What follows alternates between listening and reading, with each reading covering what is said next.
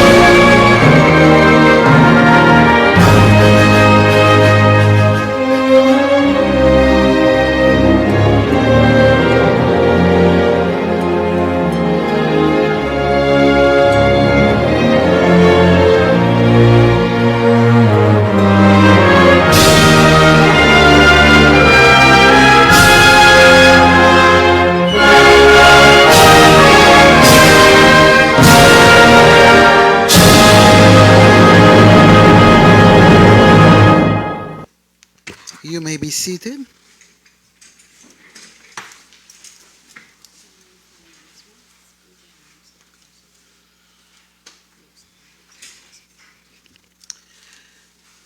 We move right into agenda point 2, which regards announcements. I look to you, the members of the Island Council, if there are any announcements. I see a show of hand of Councilman Clyde Van Putten. Mr. Van Putten, you may address.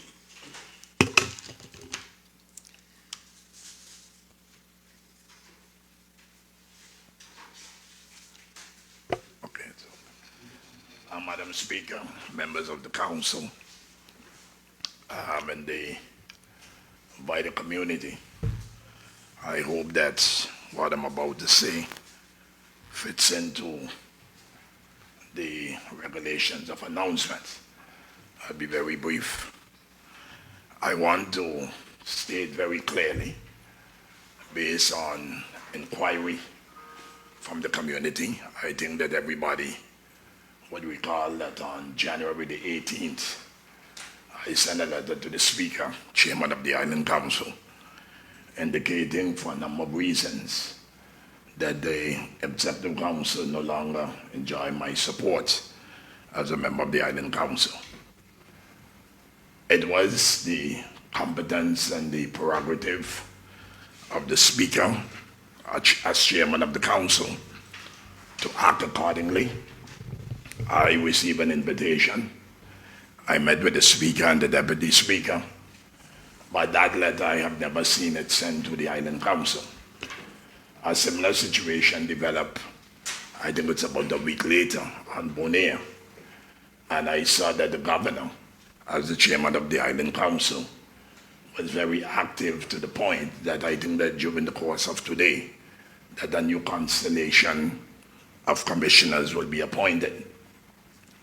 I am not here advocating what should be and shouldn't be, but one thing is clear, is that at the beginning of this term, with 5 seats in the Island Council, the PLP, as a result of the election, came out with 3 of the seats and the opposition commanded 2.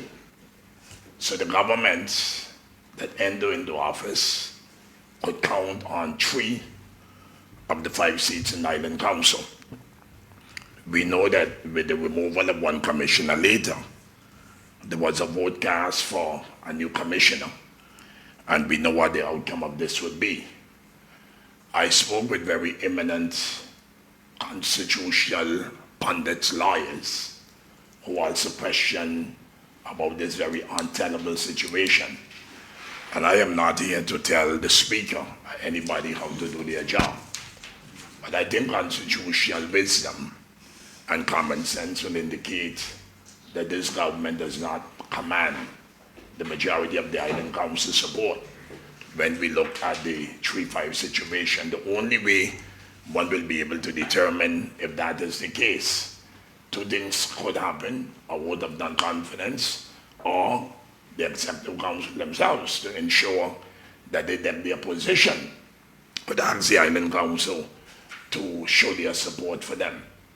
I have remained silent, Madam Speaker, for a number of reasons. This is silent is golden. But what I do not intend to do is to be ignorant. Because again, I'm saying that in any functioning democracy, we know what the rules are.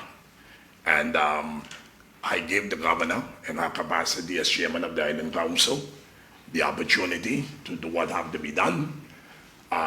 In time, if nothing happened, I definitely would escalate the situation, because what I am seeing that is taking place, that the government continued to behave in an erratic way. Decision commitments are made as if it is business as usual. And this is unacceptable. So I just want to make this very clear in the announcement today, because the community is concerned.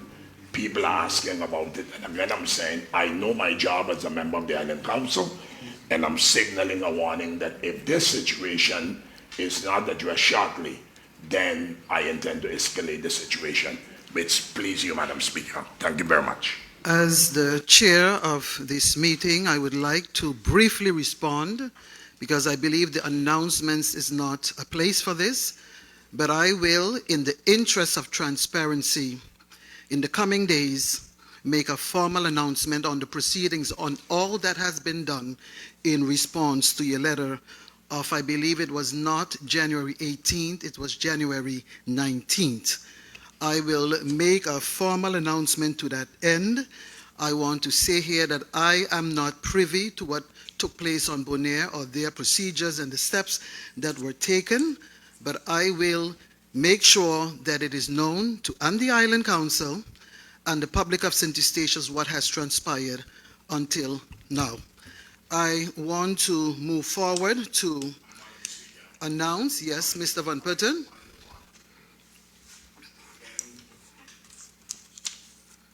Again, I'm saying, I don't know if there are set rules for announcement.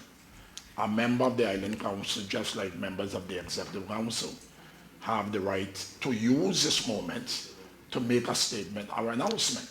And I am not, like I said before, telling you how to do your job and what transpired in Bonaire, yes or no. But there are clear-cut regulations. And the only thing that I knew that you did in your capacity as chairman of the Island Council, I sent a letter to you and your deputy because I was not sure who was in office. I was invited, but I'm saying as a member of the council, I have not seen to this day any letter or any copy of that letter sent to the Island Council based on the fact that as a member of the council, I sent it to you in your capacity as chairman of the Island Council. So I am not telling you to do what Bonaire do, but there are set rules and regulation as to how it should be handled. And I'm saying to you, act according to the law. I can imagine it is in the interest of the power that be to allow the situation to continue as it is, but it is not in the interest of the community of Statia. And as a member of the Island Council with ample knowledge and experience, I will demand that the law be followed in the interest of the people of Statia and the good governance that we all talk about when it is politically expedient and convenient. Thank you very much. And in my final response on this, as I've stated already, as the chairman of this meeting, of this august body, I will respond in writing of all the steps that took place and also in line with established rules, the regulation of order of the Island Council, the decision and the response that I have presented to you, Councilman Van Putten. Going over to the announcements with regard to the absence of Council Lady Mercedes Lopes-Spanner. She has presented to the Registrar's office that she's not able to be here today, and so this is established that the Council Lady is absent with notice. Agenda point 3 regards the setting of the agenda. I will read the agenda that was published for public information and as per the regulation of the Order of the Island Council. Agenda 1, opening. Agenda 2, announcements. 3, setting of the agenda. 4, ratification of list of incoming documents. 5, ratification of the list of decisions and commitments of the meeting of February 25th, 2026. 6, Court of Audit. The ratification of the list of decisions and commitments of February 5th, 2026. That is agenda point 5. Agenda point 6 is the Court of Audit, the 2025 performance audit on permitting issuance process. 7, Environment Ordinance. 8, Announcements, Executive Council and Island Governor per Articles 51 and 52 of the Rules of Order of the Island Council and the closing. Members of the Island Council, can we agree to continue today's meeting with this agenda as is? Okay, I have a majority nod of approval that we continue with the agenda as advertised and published. Agenda is herewith adopted.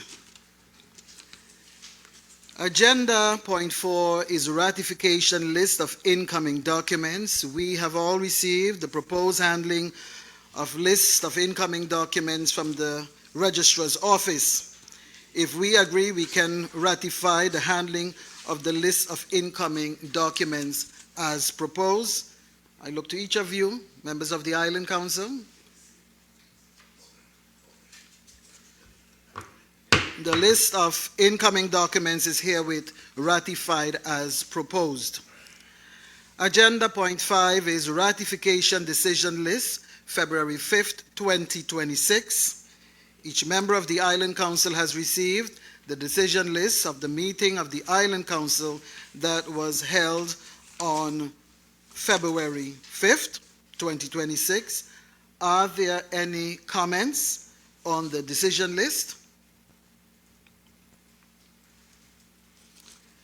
As there are no comments, then I propose we accept and ratify the decision list as presented.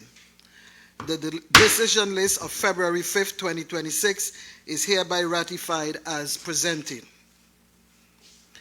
Agenda point 6, the Court of Audit 2025 Performance Audit on Permitting Issuance Process.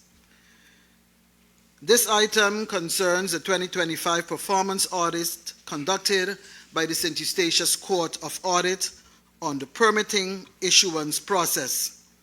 The report provides an independent assessment of how the permitting process is organized and executed and highlights areas for improvement in terms of efficiency, transparency, and compliance.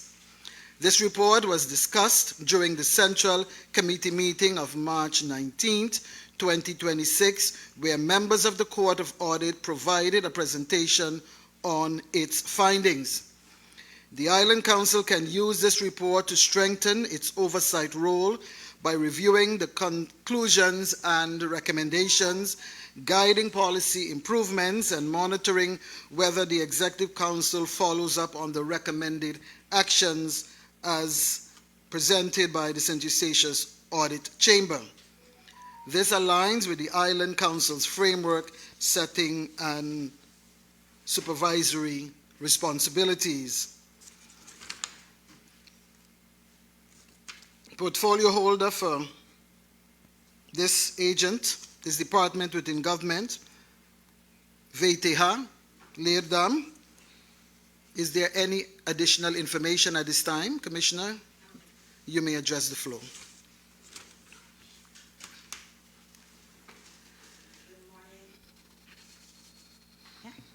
Good morning, honorable members of this council. Good morning to the listening public. I would like to make a statement based on the audit chamber. I would first like to thank my colleague, Commissioner Merkman, for sitting in my absence as I was on a work visit to Brussels to discuss financing opportunities for transition of clean energy along with a team in Stuco. So I was not able to be present on the day, but he were able to present the topic and also, along with the unit manager, be able to answer some of the questions or all of the questions that was posed. As the commissioner responsible for this portfolio, I would like to thank the audit chamber for its report and the clear overview it provided for the permitting processes. The report confirms that the system is functioning and that applications are being handled consistently. It also highlights areas where we can strengthen the process further, particularly in relation to timeliness and internal coordination. I want to emphasize that our staff has been working diligently with the tools and capacity available to them. The current way of working has developed over time to ensure continuity and service delivery, and that effort should be recognized. At the same time, we also note that certain parts of the broader process and the role of some departments were not fully captured within the scope of the audit. As we move forward, these elements will also be taken into account as part of the improvements we are implementing. We recognize the need to further strengthen and structure these processes. This is about enhancing what is already in place to improve efficiency and transparency. And of course, based on the recommendation, we make necessary adjustments. We are therefore taking steps to translate existing practices into clearer policies and frameworks, including setting internal timelines, which we already did based on one of the recommendations we already have implemented, seeing that if there's one department that is not answering in time, we have a cutoff time that we will just continue with the process so we do not miss the 8 weeks deadline. That is what we implemented right away, seeing the results of the audit. But of course, we have to put this again into a proper framework, including setting internal timelines, strengthening coordination between departments, and improving monitoring through the use of digital tools within the unit VTH. So we want to improve those areas as well. The findings in this report are within our ability to address, and we are committed to doing so in a practical and realistic manner, aligned with the capacity of our organization. I will also like to take the opportunity to thank the staff of VTH unit for their input and continued efforts. Their work forms an important foundation of which we are building for these improvements. Our focus to ensure that the permitting process continues to function well, while progressively improving the efficiency, transparency, and clarity for both staff and public. I look forward to improvements and also implementing the recommendations, and based on the last slide, providing information to the council as well. Thank you, Madam Chair. Thank you, Commissioner Rashelin Leerdam. I now look to the members of the Island Council. Is there a need to debate this topic any further, or can we go over to a vote? Mr. Van Putten, I still need to ask the Island Council. You have a point of order? Okay, thank you, sir. And I will ask the remainder of the council members. Okay, there is support to debate the topic, and so per the regulation of order of the Island Council and per Article 21 of that regulation, it is so that the speaking time is 10 minutes in the first round and 8 minutes in the second round. I now look to the speaking order of the members of the Island Council as they have registered for this meeting. The speaking order is first speaker, Councilman Derek Simmons. Second, Councilman Glenville Schmidt. Third, Council Lady Raquel Spanner-Carty. Fourth and final speaker, Councilman Clyde Van Putten. Council Lady Councilman Derek Simmons, you may address the floor. Thank you. I just have some additional advice. I think you should seriously take the advice that they have given, particularly concerning giving the mandate from the Executive Council to someone else. And it also will speed up and solve a lot of issues. I personally, based on the meeting, I had a discussion with the unit manager concerning, the report, and basically he pointed out sometimes the time basically is held up because of, the scheduling of executive council meetings or whatever, so that takes up a lot of to me, unnecessary. And then when it comes to the executive council, it often is just a hammerstick. So basically, it's being done that way. But to me, to be more efficient, I believe they should continue the step. When I remember I came into government, started working for government, practically everything fell under the executive council. And now when you look, a lot of work has been mandated to the different departments. And I'm just encouraging that takes place. I will even go further, that mandate everything. They said to keep certain things, but when you look at how the world is functioning, basically you need to give the authority to someone, let them do the work, and if things go wrong, there's means and ways to deal with it. Thank you. Thank you, Councilman Derek Simmons. Councilman Glenville Schmidt.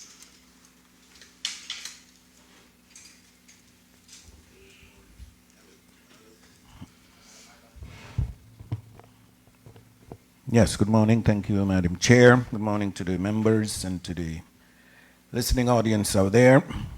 Well, I don't have much to add. I think in the Central Committee we discussed a lot about this report and many questions were asked. Thank the Audit Chamber again for the report and it highlighting an area of government on our requests, as the request for the topic actually came from us here in the Council, where the issue of business permits, we know in the past there's been a lot of backlog in this particular area. Some hearing that improvements is being done in that area, which is good. I just want to implore the Executive Council to respond based on what is said in the Ratsbestuur slide, that within 2 months we get an outline from the Executive Council as to what they intend to do, and with respect to all the recommendations in the report, and that we get that report, timely, so that the council can decide on eventual further actions. Thank you. Thank you, Councilman Glenville Schmidt. Council Lady Raquel Spanner-Carty.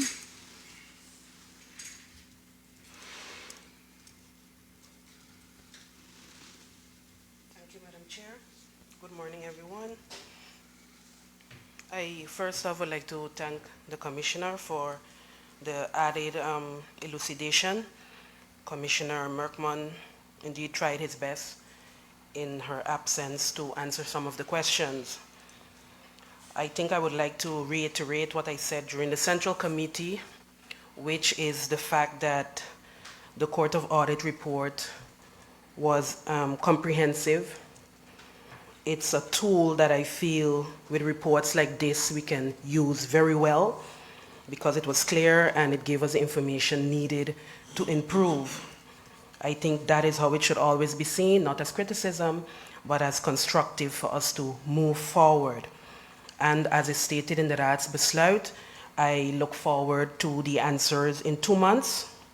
I will provide the Griffier's office with my questions and recommendations to assure that everything is answered and taken into consideration, and look forward to the answers at the appointed time. Thank you, Madam Chair. Thank you, Council Lady Raquel Spanakati. Councilman Clyde Van Putten, you may address the floor. Madam Speaker, I was not in attendance at the meeting of the Central Committee because I was off island in representation of the people. But I have taken note indeed of the report of the Audit Chamber, and I think it is very concise, and I would hope that the government would adhere to the recommendations made, and I hope that within the 2 months framework that we would likely agree on today, that they would accordingly act. I have visited Sabre, I have visited Bonaire, and I want to first of all recommend and commend the work that is being done by the people in the department. I know it is not easy.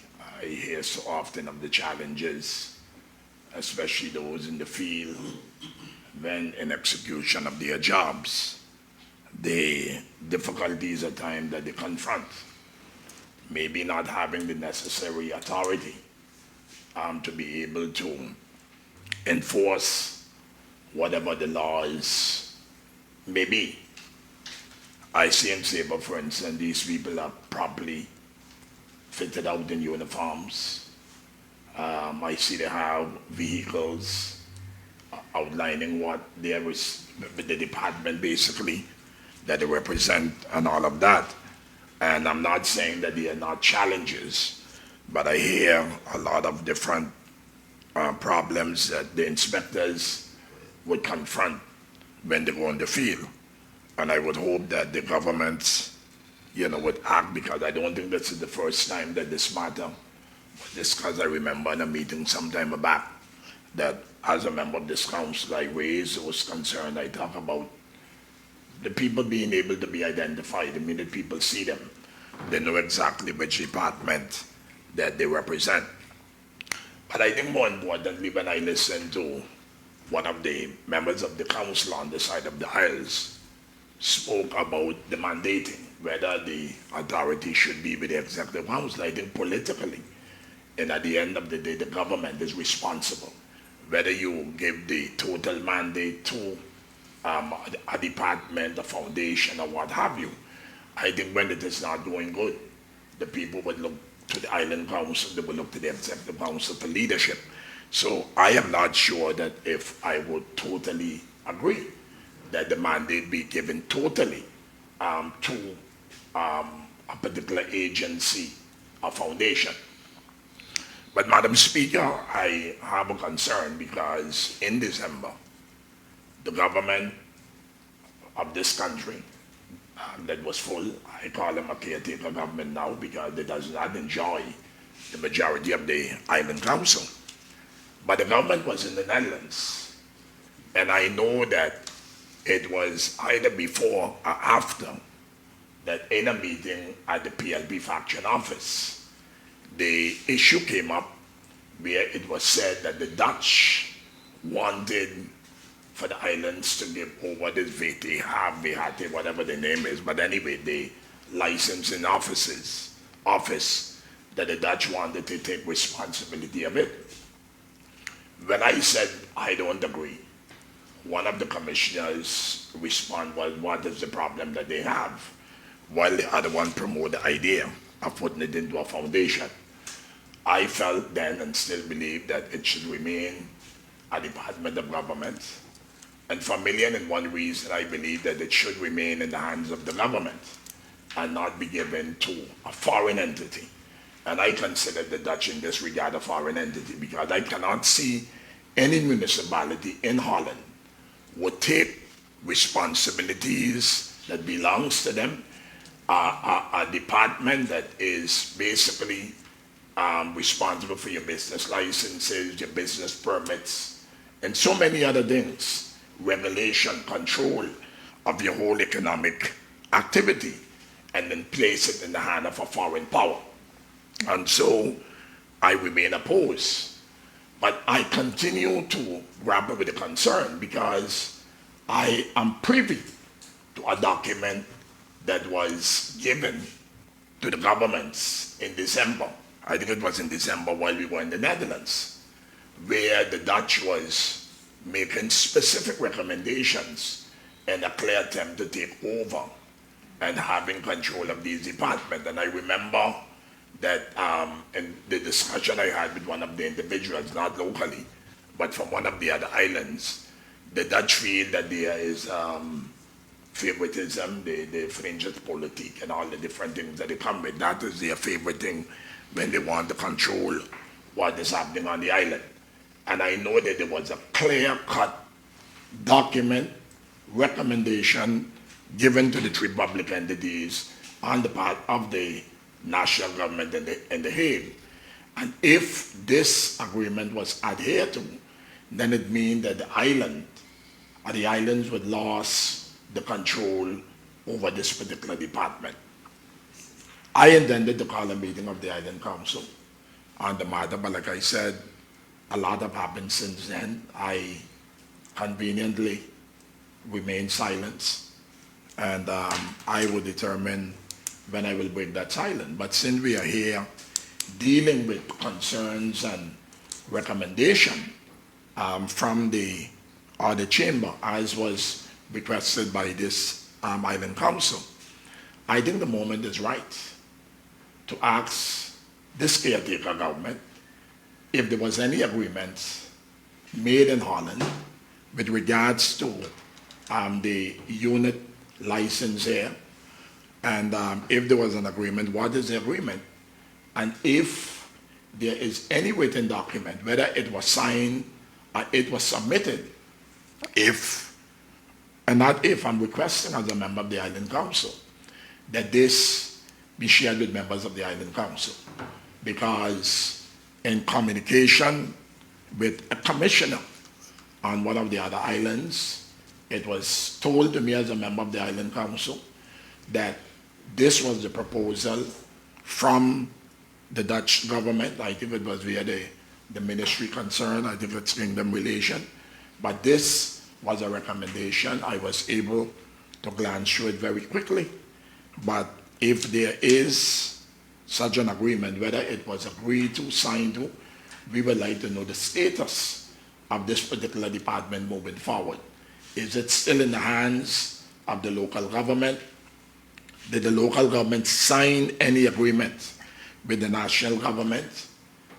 Whatever it is, we would like to know, and I would demand from the Executive Council that a copy of this document be shared. I would hope, and like I said, I have no problem in working with the national government in The Hague. I have no problem if they are willing to provide assistance where our people can improve their skills in the execution of whatever the responsibilities are. But I have a problem, a serious problem, and Madam Speaker, I will fight this to the end, that responsibilities in accordance with the law, that is the responsibility of the local government, that this be abdicated to the national government in The Hague. I continue to come here because I was at the table leading up to 10-10-10, where agreements was made that certain departments of government will be administered on behalf of the entities by the national government under the condition that they help the government to train, retrain, upgrade, make monies available, that we could attract more card personnel in the organization. And once the public entities indicate that they are ready to take responsibilities for these departments, that they will be given back. And we see a lot have transpired. I have been a part of governments where we have requested that. I just received an invitation via my office for the retransferring or the transferring of the fort in a couple of days. All of this have to do with the motion that we pass in this council. And I hope that even with the giving back of the fort, that the necessary financial obligation will come with it. But I am not one of the proponents giving our authority to the national government in The Hague. So again, specifically, I would support the proposal as put forward by the other chamber once the caretaker government would comply with it, with what was recommended. But I would like to know specifically what was agreed to the Netherlands, and if nothing was agreed, what is the government's position moving forward with regard to this particular unit. May it please you, Madam Speaker. Thank you very much, Councilman Clyde Van Putten. This concludes round one. I just want to make a proposal because I want to look at the agenda point. The agenda point is the report of the audit chamber. It does not take away from the importance of your questions. I will want to propose for this meeting that your questions are answered, but the topic on the agenda now is the Court of Audit report. And linking with the department, I think they are valuable questions that can be answered to provide the transparency that you asked for, and that can be shared with the entire council, but also by extension, the community. That is my proposal on this point that is linked to the agenda point at now, because agenda point specifically regards the audit chamber and the licensing process. That is my proposal. Is there a need for round two? Members of Commission, my apology, Commissioner Leerdam, you may take the floor.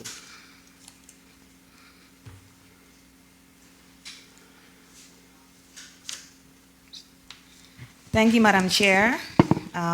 Thank you very much for the feedback. For Councilman Mr. Simmons, the mandate. This has been a discussion for a while.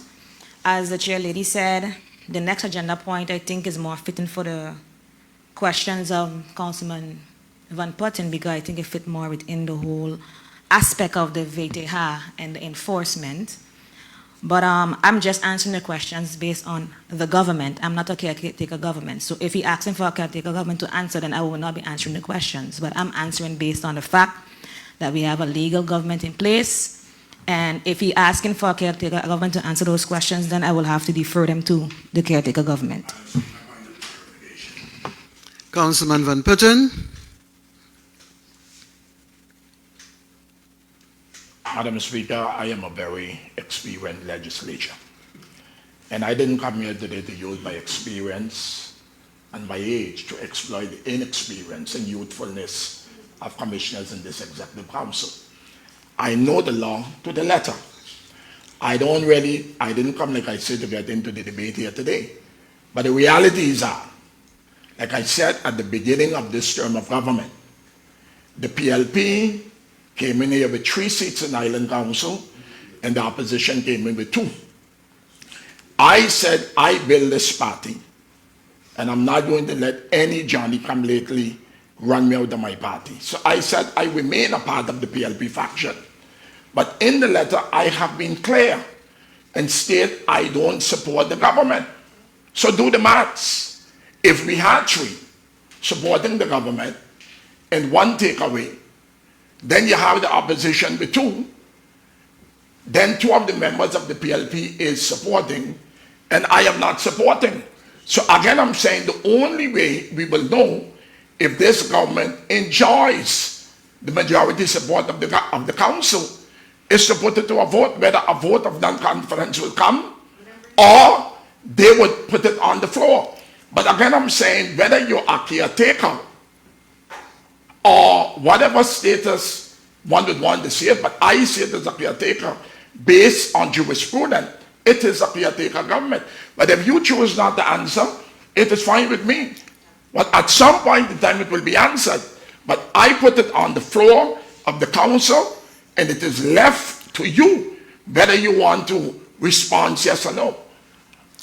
I would like to say on this topic at the start of the meeting as chair, I already committed that in the coming days, of course, we have to take into consideration the long Easter weekend, but I will take my role as chair and to provide clarity on the whole affair regarding your expression of non-support for the commissioners. I will ask everyone in the interest of the topic that we are addressing that we keep on topic so that we could have a meeting, and the other matters that needs to be addressed outside of the council, that you do that at another time. Members of the Island Council. Can I finish answering? Oh yes, you may come. Thank you, Madam Chair, Commissioner. because I was interrupted, but as I said, I'm answering as part of a legal entity because there's facts, there's opinions, and there's law. I will continue. Based on what Councilman Derek Simmons said, this has been an ongoing discussion for a while. Indeed, as Councilman Van Putten said, I brought this to both factions' attention that the ministry, and speaking with all 3 islands, and seeing that the report was given out that enforcement on all 3 islands is not to be desired. Mostly it was basically based on 1 island, but you know how it is, we're also always bundled in 3, so it came out damning for all 3 of us. And in those discussions, they discussed about taking out, and I can answer, it will be all answers in one, taking out this responsibility from the hands of the island governments of all 3 islands, because in Holland, the gemeentes do not have this responsibility. It is carried out by ODNL.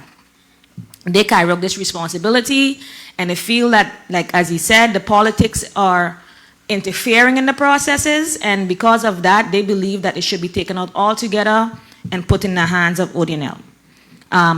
That is what is done like the gemeentes in Holland, all gemeentes.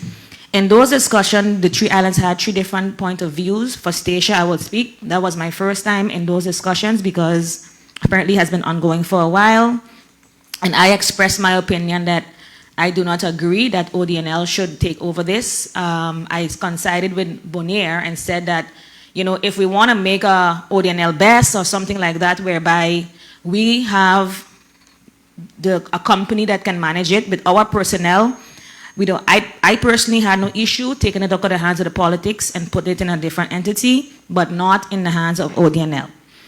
We want to strengthen the staff that we have. We actually, at that point in time, was on a triac, strengthening the staff that we had, sending 2 personnel to Holland for training, which summed up to about over $20,000 in costs. And I'm asking them, you're asking us to improve the enforcement, which we are doing, and now here the discussion about taking it out of our hands. How does that work? In those discussions, we left with agree to disagree, and then it came back that through the grapevine that they would then change the law because the islands do not want to comply, so then they will just change the law and say, well, the 3 islands now have to comply with the gemeentes in Holland, and this will be taken out of the hands.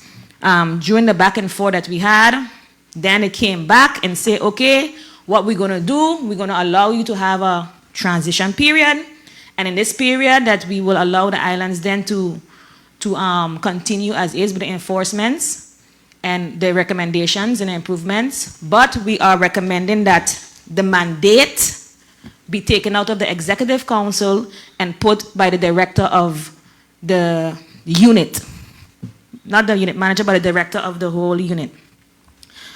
And that is something that all 3 islands would then have to comply with if they would consider the other direction of not going to the law and then making it as a gemeente. Now I'm hearing, mixed messages from the council where some is saying just take everything out and give it to the director, and some is saying we should not mandate all of that. We are in the processes, as you said, with the recommendation, because during my discussion with the Rekenkamer, I even expressed this to them, that this was brought up. And first they told, we don't see the point in having to mandate it, but I was shocked to see it in the report. Maybe they saw that it was maybe relevant to have it mandated. Saying that the Executive Council kind of meeting stops the processes, I cannot agree with that, because at the end of the day, it goes through a process. We saw that the bottleneck is not by the executive, but is by interdepartmental working, not at the VTH, because they actually do as much as possible to get it speed up, and they do their work on a timely manner, but asking advices from different departments is what causes the delay. The Rekenkamer also told us one advice in technicality we do not need, but we believe as for good governance and insight, we would like to have these departments part of the process to ensure that when we make a proper decision, all areas has been taken into account in terms of transparency and information purposes. So we're like I said, after that rake and camera discussion, we decided that immediately effective, we're going to put a cutoff date in case that departments don't respond on time, that we can be in compliance. Because we know we are not in compliance and we want to improve on those areas as well, especially when they pass the 8 weeks and we're not automatically given the licenses. That was my discussion in depth with the rake and camera as well, and how do we improve those areas, because we want to be, as a government, compliant with the laws. So that has been an ongoing discussion. If we take, which we will be doing, taking the recommendations into consideration and implementing it, so we will be mandating, as Councilman Derek Simmons said, not only the licenses, but we'll be mandating everything to the director of that unit, which will be E&I, in compliance with the discussions that we've been having with the ministry as well. So that will be one of the recommendations, definitely be implemented in its entirety. If that council has an objections to full mandation, which of course the council will be then updated and also explain when we reach that process, how it goes, so they can be informed accordingly. As it pertains to the document that Councilman said he read, I had the same document and I do not see nothing like what he's saying in that document. I did have discussions with the same commissioner that he's speaking about, and there's nuances in the letter, in the document that we discuss. Just like how we have nuances, there's nuances. And we discussed with ODNL to remove some of those nuances, because at the end of the day, it is not clear what happens after this period that they're looking at for us to be able to implement the improvements under the director having a mandate. So we're asking, I asked the question, ODNL right now is an assistance to all 3 islands. They are assisting us, and Stacia was the one, Sabre or Bonaire, they said, this is what I need help with. This was also brought forward in the presentation on the 19th. How do we work with ODNL? And Stacia stipulates, this is what I would like to have assistance with. Because we know sometimes working with the Dutch is very difficult, I asked that we change some of the nuances as well in connection with the commissioner, with his point of view in terms of how it could be interpreted, because you don't want this to be used after as a weapon against the government and say, well, hey, you didn't do this, you didn't do that, because it's not mandatory, it's optional to work with ODNL. I would like to say here again, in December, Stacia was recognized as one of the 3 islands had the most improvements. We were congratulated for all of our efforts and recognized that out of the 3 islands, Stacia has been making the most improvements and is the furthest in the implementation. So, as bad as it may seem, Stacia is ahead of all 3 islands when it comes to the implementation and improvements based on the report that was made. So the discussion is still there lingering. No, we did not give over the department to the Dutch. As I said, the discussion is there now. They will be evaluating after the 2-year period. How does this work? We have the assistance of ODNL to assist Stacia where Stacia sees it fit. And it comes at a cost, but we don't have to bear the cost. And after this, we're still asking for a lot of more clarification when it comes to implementation, which we'll be discussing in the next topic of the hereby best, but also more clarification of what happens after this period, that we are not blindsided, that after all this improvement that we make, all the investments that we're going to be making for the department, that later on they come back and say, we're going to just change the law and take it over. Because then your personnel becomes basically, you would say, above informative if they're not going to be taken along in the process. So we are striving for more clarification on that end, but until then, we have taken our responsibility seriously and working towards necessary improvements in the department and in enforcement for St. Eustatius. Thank you, Madam Chair. Thank you, Commissioner Rasheline Leerdam. Members of the Island Council, is there a need to go over to a second round on this topic? I see. Yes. I see 2 nods of yes. Councilman Schmidt? Yes. We go into the second round, and the first speaker is Councilman Derek Simmons. This round, 8 minutes. Thank you. When I listen to the commissioner, I'm always thinking about history. And some people don't know how these departments come about. One time that responsibility was by the federal government of the Netherlands Antilles. And then they put it down to the different islands as they took over responsibilities. It's a sign of growth. When I look at what the kingdom government does, I try not to use this word, but it keeps coming back. That is colonial behavior. You do not do things like that. You do not mandate how you carry out the work. And when you do things like that, then it comes back to budget. You don't have the money. You have to pinch here and pinch there. So you either give the responsibility or not. And you use this term, wibetal, bepal. You ask them that question, they're always very uncomfortable, but it is what it is. And what I'm saying about mandate is growth. Basically, you have a responsibility and you put the responsibility to the expertise, those who know how it works. So I'm not telling you what to do. I'm just advising based on growth that you do that. And why mandate it to a department is then they are in control of the total process. Others aren't given the advices. Wherever they jump, they call and they do what they have to do because they are the ones that are responsible. So it's not that it's just giving, critical advice. And when I look, and I'm talking from experience, how things were and where we are, it's growth. And then going back where you have something in an organization on a kingdom level, to me that's going backwards.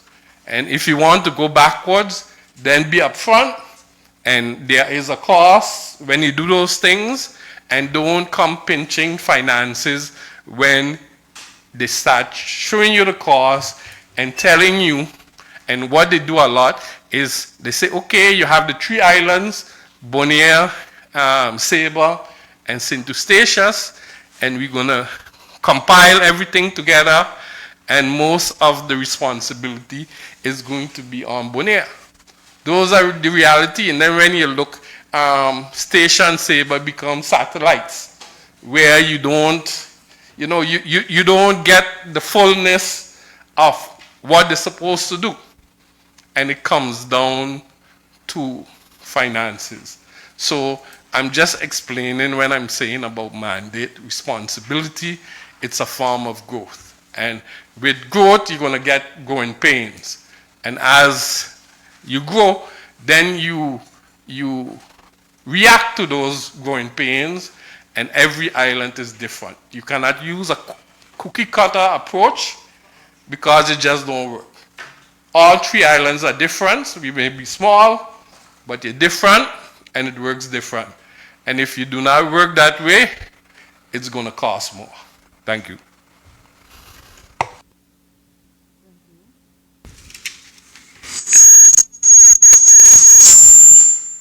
Thank you, Councilman Derek. Councilman Glenville Schmidt, you may address the meeting.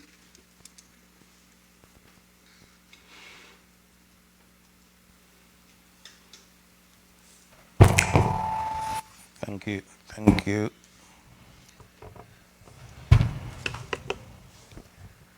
Thank you, Madam Chair.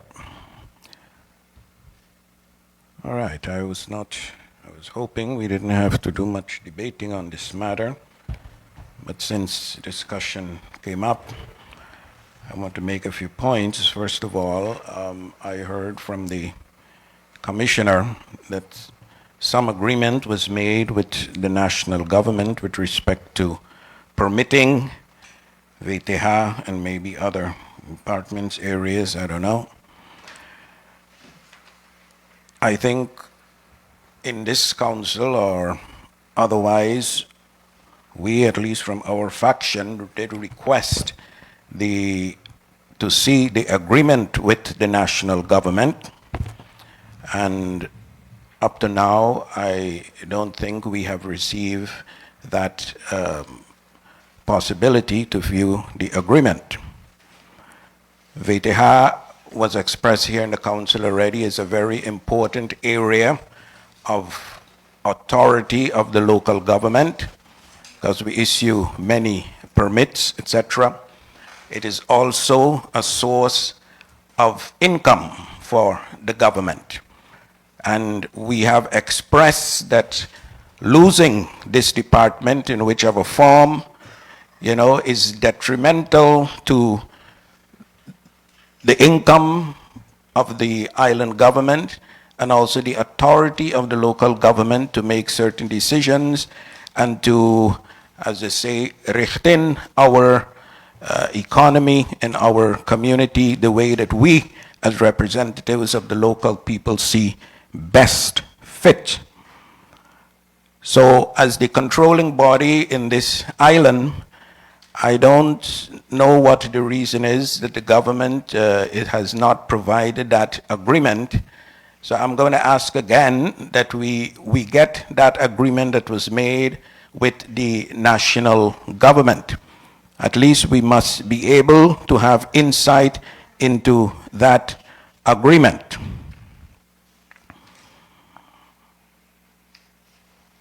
With respect to the report of the audit chamber, I think the audit chamber looked most intensively on the issue of business licensing.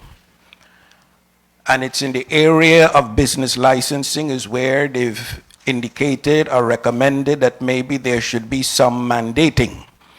I'm hearing now from the government that they probably want to mandate everything out of the VTH department, the unit licenses.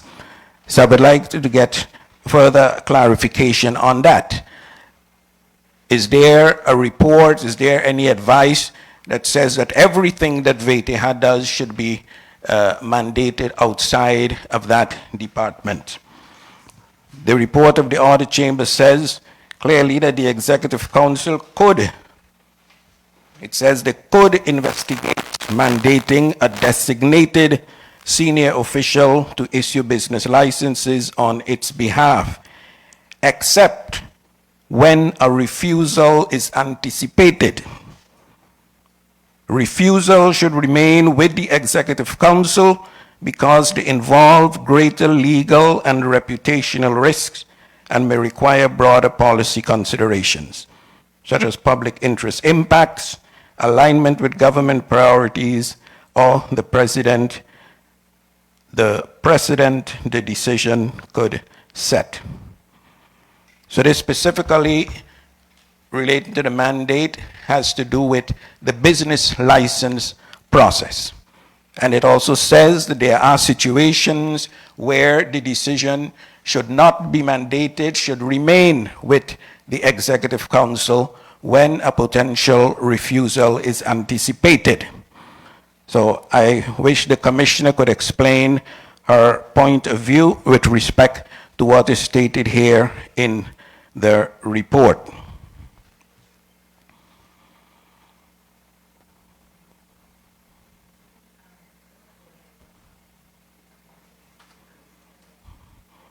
Yeah, so my specific request is, again, the point of view on having the report sent to the council, because I too I'm not comfortable with the situation that we as Island Council always have to rely on what the commissioners come here and tell us.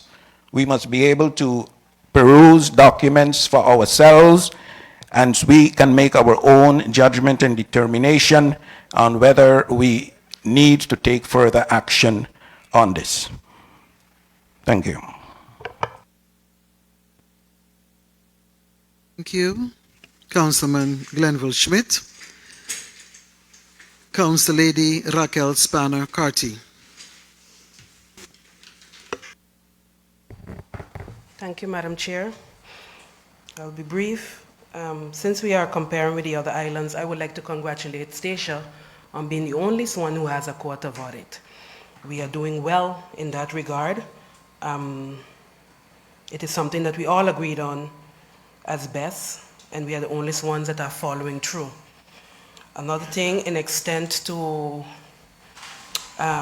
what Councilman Smith said, I too would like to reiterate to our commissioner that in considering changing the mandate, we also would like to see that in the report, they also mention our vulnerability when we place the power in one hand, especially as a small organization. When there is sickness or absence during vacations or what have you, then we become more vulnerable depending on one person. So in considering changing the process, please, I ask that you also take that into consideration. That's it. Thank you. Thank you. Council Lady Raquel Spanner. You may speak.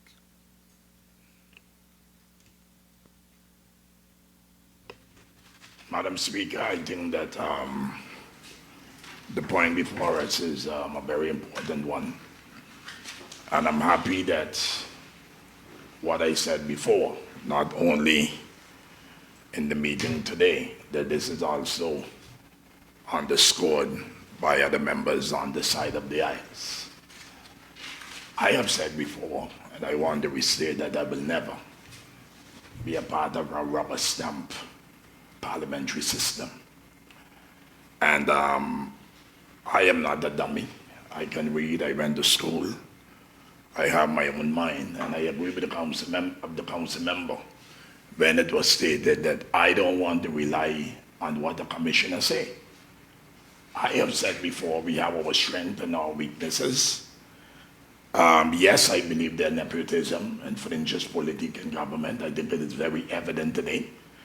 But at the same point in time, I don't think it is nothing new, because I mean, when Holland continued to throw the blame and saying that we can't do this and we can't, I just read in the paper, allegedly, that with the outcome of the elections recently, for the Verkiezinger that they just had in Holland, that quite a number of them are convicts, they are criminals, for different reasons. Maybe if something that happened here on this island where a person was condemned for whatever reason, they might have people here who are house slaves will look down and scorn the idea that the ex-convict, for whatever reason, has been elected to the island council.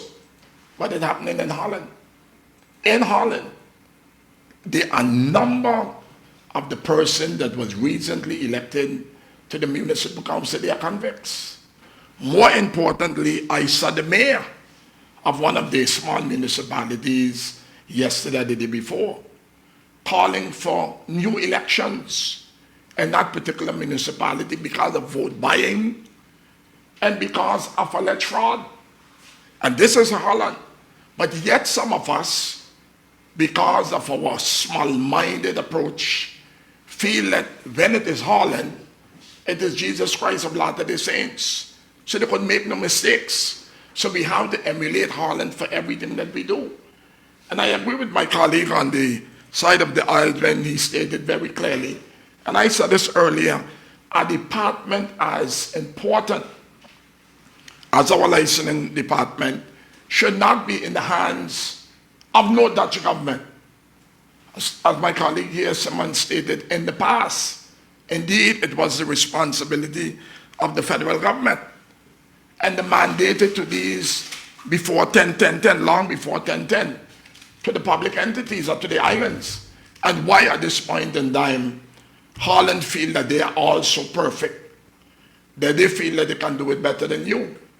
It's having a financial price tag, because this department is one of the departments that brings in a substantial amount of money into the coffers of government. But more importantly, it determines the scope of your economy.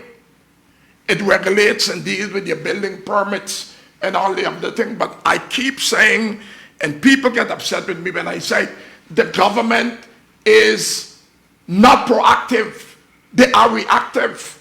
Because when I got to sit down and hear the government on a weekly basis have to report their activities and decisions to junior members in the federal government, then you ask what is going on. And you really question yourself, how well is the government of this country, the caretaker government, whether they like to hear it, how very well are they standing up and defending the interests? Because when they go to these meetings, Madam Speaker, nobody knows what's going behind the door. You come back, whether in your party house, formally, or on the floor of the Island Council, or in written letters, you ask questions, you become an enemy, Madam Speaker, for asking questions, and they feel you are against them. But I said at the beginning of this term that I will hold government feet to the fire. It doesn't matter who is here.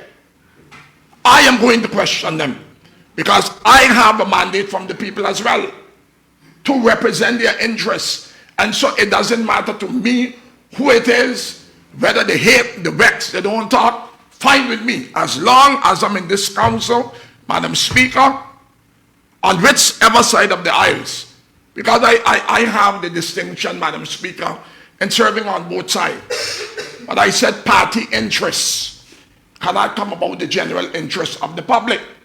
And it cannot be so that we remove a commissioner here over a year and a half ago for insubordination and for not complying and doing due diligence. And so often when things was confronted, they say it's the governor. And Madam Speaker, today we see more or less of the same is taking place and the community is not happy. And so in moving forward, I said, I am not totally in favor because sometimes too, we get people in departments that when they are regular civil servants, it's okay. But the minute they are elevated and given certain authority and power, like so often many commissioners do, the power go to the head and you can't tell them nothing, they can't be controlled.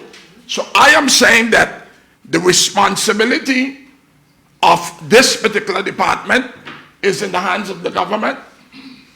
And I believe it should stay in the hands of the government. If they want to give a certain level of authority to expedite matter to the unit manager, then I have no problem with that. But government will have to present a clear plan as to how they intend to do this mandate. Not they unilaterally get up and make the decision and then after they inform the Island Council. I am not going to accept that. Not going to accept that. And so, Madam Speaker, moving forward, it is critical. I think like my colleague Mr. Smith said, that the Court of Audit may have placed a lot of accent and emphasis on the issuance of business licenses, but the department in itself have a broader scope, a broader responsibility. And so I will be looking very carefully in the coming 2 months as to how this caretaker government position itself in dealing with the matter, because there's a lot of serious issues, Madam Speaker, that has been neglected. I said the reason that we see all kind of crazy things going out on Facebook. And thank God maybe I took a stand. But again, I'm saying I am not sure, based on the response from the public, that the people is satisfied with what is taking place. A governing program was used. It was accepted by a majority of the Island Council, and I'm holding the government feet to the fire to ensure that this be executed in accordance with the wishes of the people. May it please you, Madam Speaker. Thank you. Thank you, Councilman Clyde Van Putten. Yeah. Commissioner Resheline Leerdam, you may respond.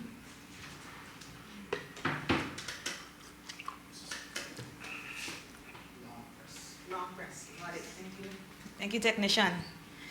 Thank you, Madam Chair. I want to reiterate again because I seeing that I'm saying something and it seems like it's being misconstrued.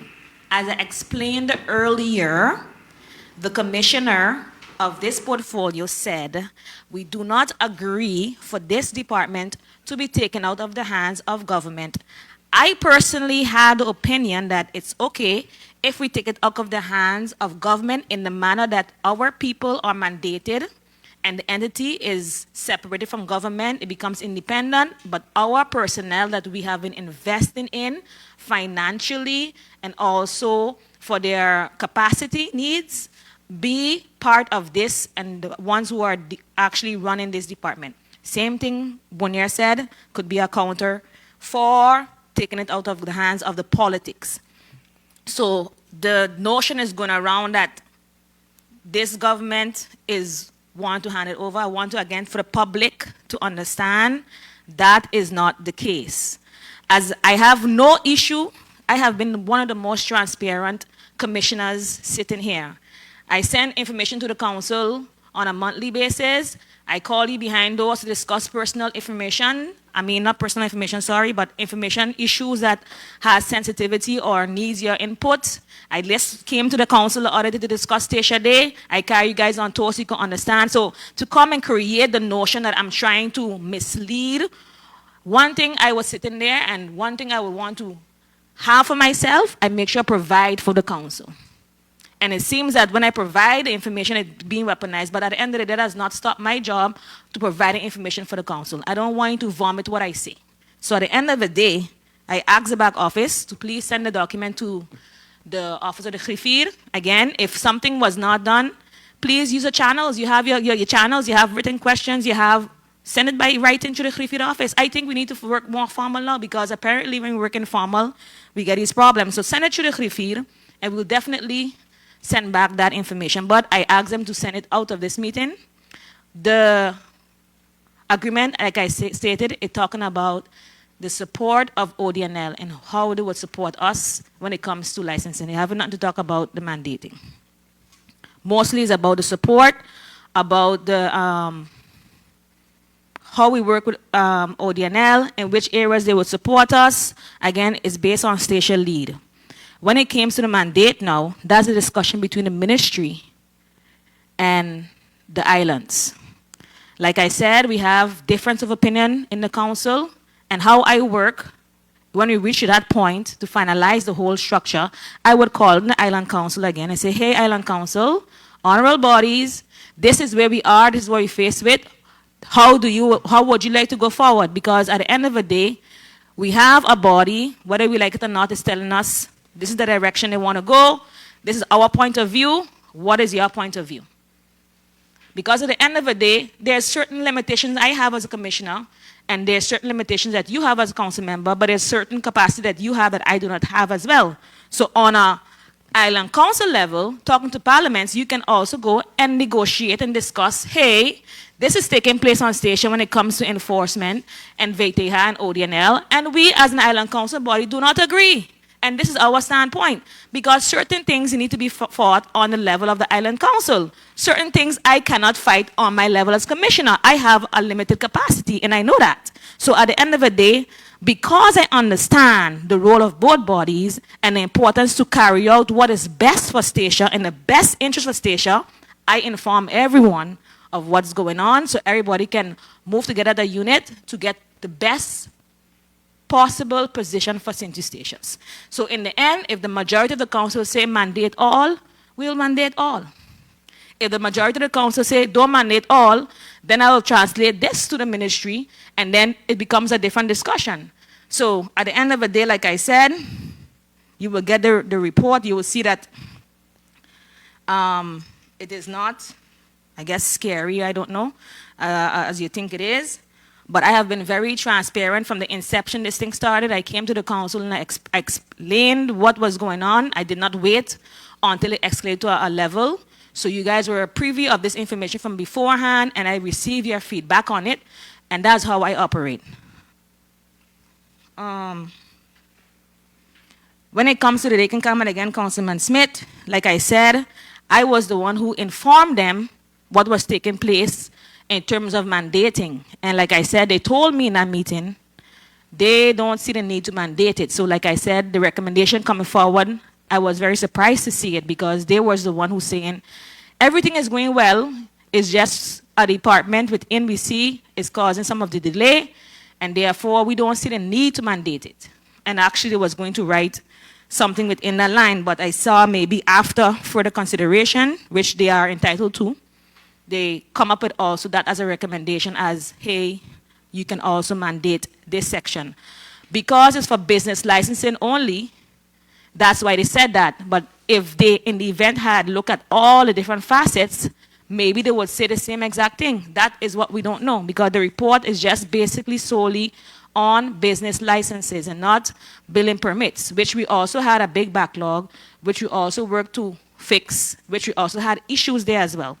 So if you look at all the different facets, maybe they may come back and say, you know what, I think the ministry is right. We should mandate everything to the director of E&I and put it in the hands.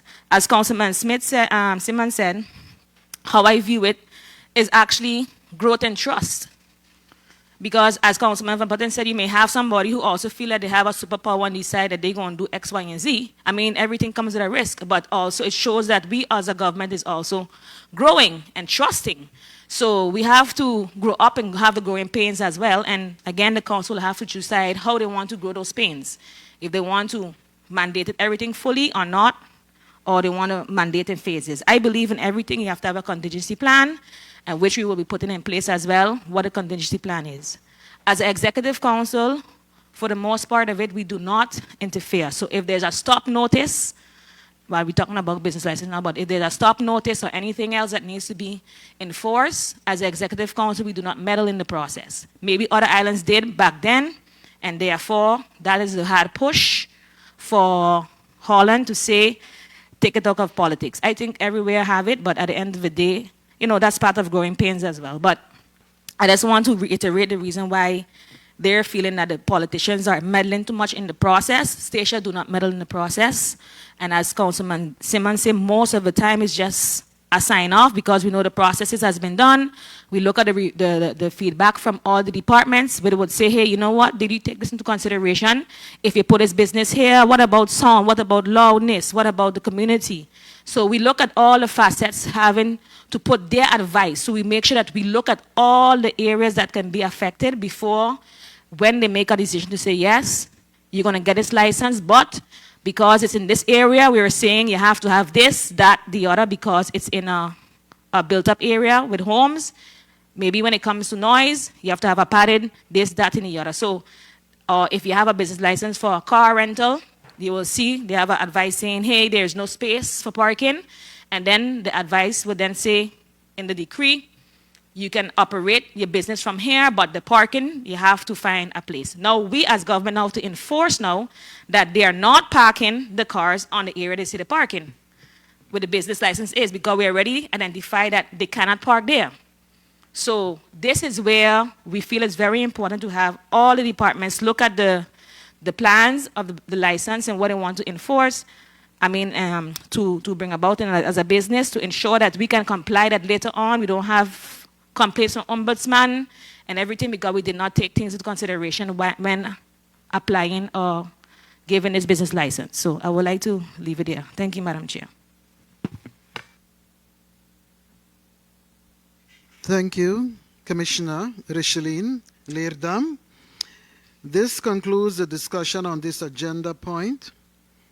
And before we go over to deciding whether we will vote by acclamation or by head count, I would request the registrar to read aloud the council's proposal coming forth out of the proposal of the Court of Audit report, which covered permitting issuance process. The registrar will now read the position, the advice, the council's decision with regard to this report and its recommendations. Good morning. The Island Council's proposal reads as followed. In today's meeting, the 2nd of April 2026, number 005-2026, The subject, report on performance audit of permitting issuance process. The proposals for the Island Council to take note of the report of the Court of Audit regarding the performance audit on the permitting issuance process. Number 2, request the Executive Council to report in writing within 2 months of how the recommendations will be implemented.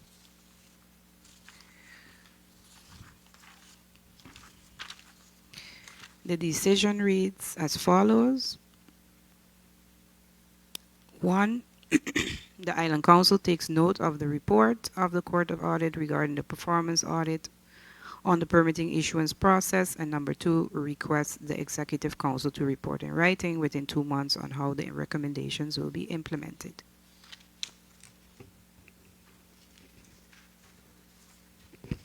Thank you, Madam Registrar. I now look to you, Island Council members, if you will decide to vote by acclamation or if you will vote individually and then justify your vote for or against. Island Council members? Acclamation? The Island Council of St. Eustatius hereby takes note of the Court of Audit report on the permitting issuance process and requests the Executive Council to provide a written response within 2 months outlining how the recommendations will be addressed. And this decision is herewith carried by acclamation. Thank you, members of the Island Council and the Executive Council. Agenda point 7 regards the Environment Ordinance. This ordinance is in compliance with Articles 5.1 of the Housing, Spatial Planning and Environment Act, which is the VROMBES, and Article 2.1 of the Decree on Establishments of Activities BES, which is called the ERB BES. For Statia government, this marks another milestone that an environment ordinance is up for consideration for implementation. This ordinance establishes environmental rules for business to prevent pollution, nuisance, and safety risk on the island. It was previously discussed during the Central Committee meeting of March 19th. I now give you the floor, Commissioner Latham, for any additional information.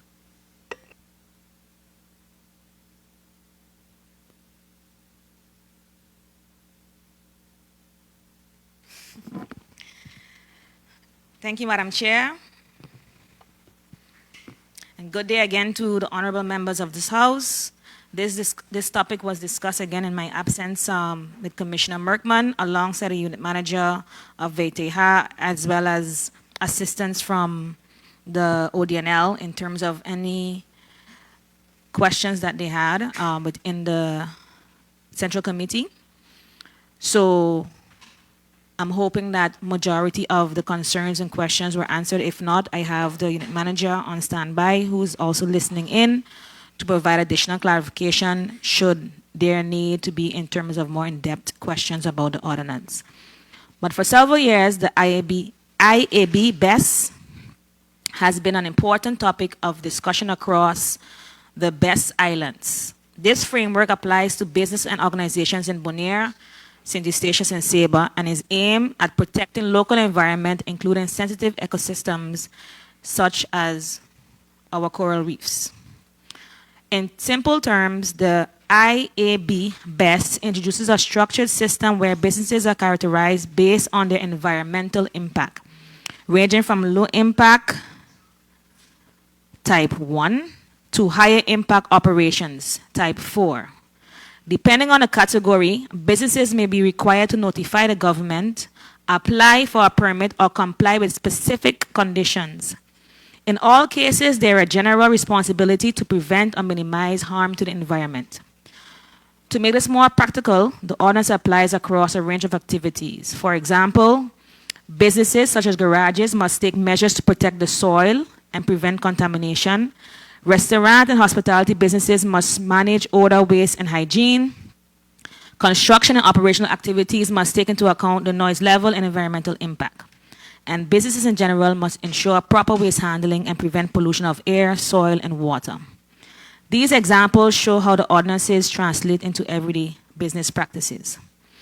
Approving this island ordinance is an important step in ensuring that business activities develop in a responsible and sustainable way. It helps to protect the island's natural environment, which is not only important for our health and quality of life, but also for the economy. At the same time, it's important that the implementation of these rules is practical and suited for the reality of St. Eustatius as a small island. A phased approach will be essential to ensure that business and community has sufficient time to adapt and to mitigate any potential impact on the cost of living.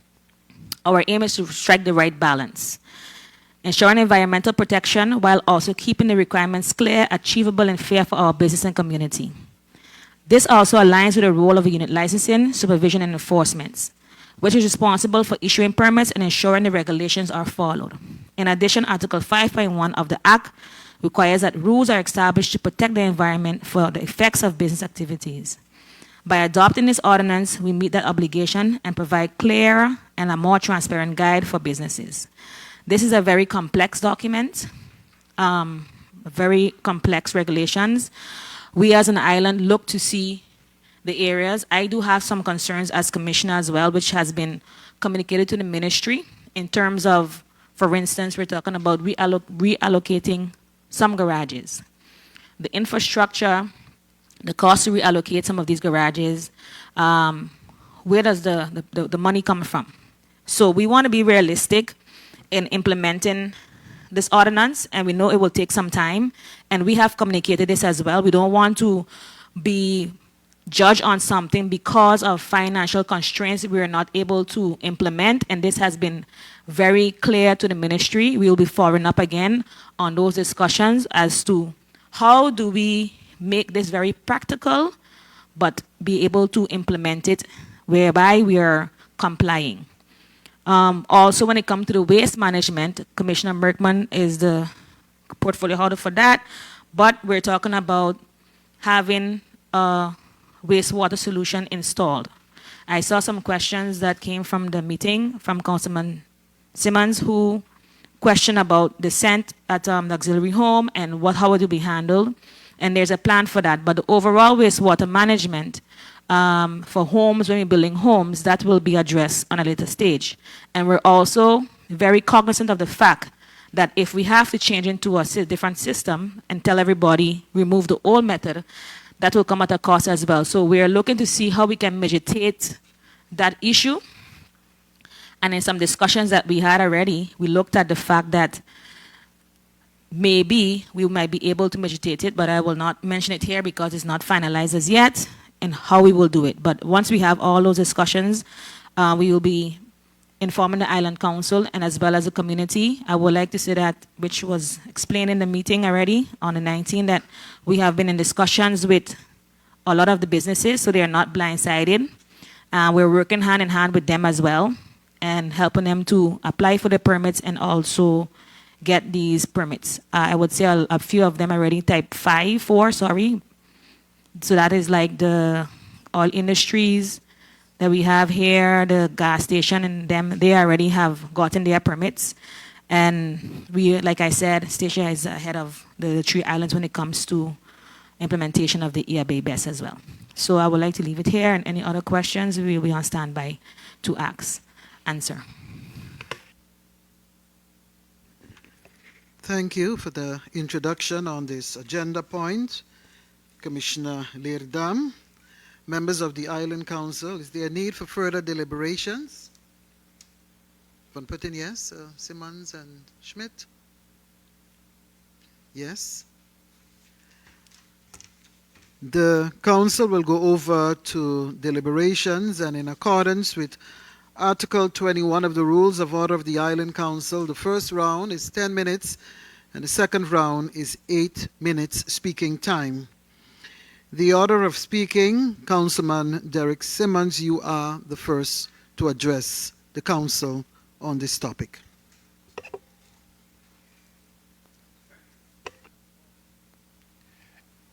It's sort of repeating what I said in the earlier point, putting ordinance and things in place is a form of growth. And we are now basically putting the tools, the framework on how to apply existing laws.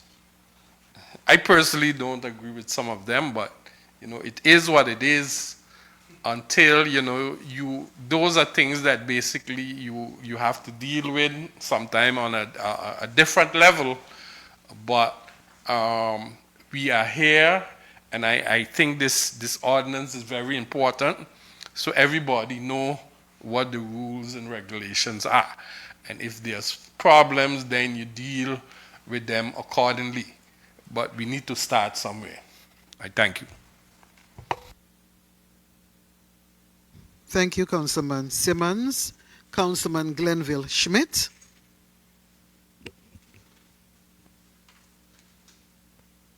Thank you, Madam Chair. All right, on this particular topic, I think in the Central Committee, we also had extensive deliberation on this, and many questions were answered.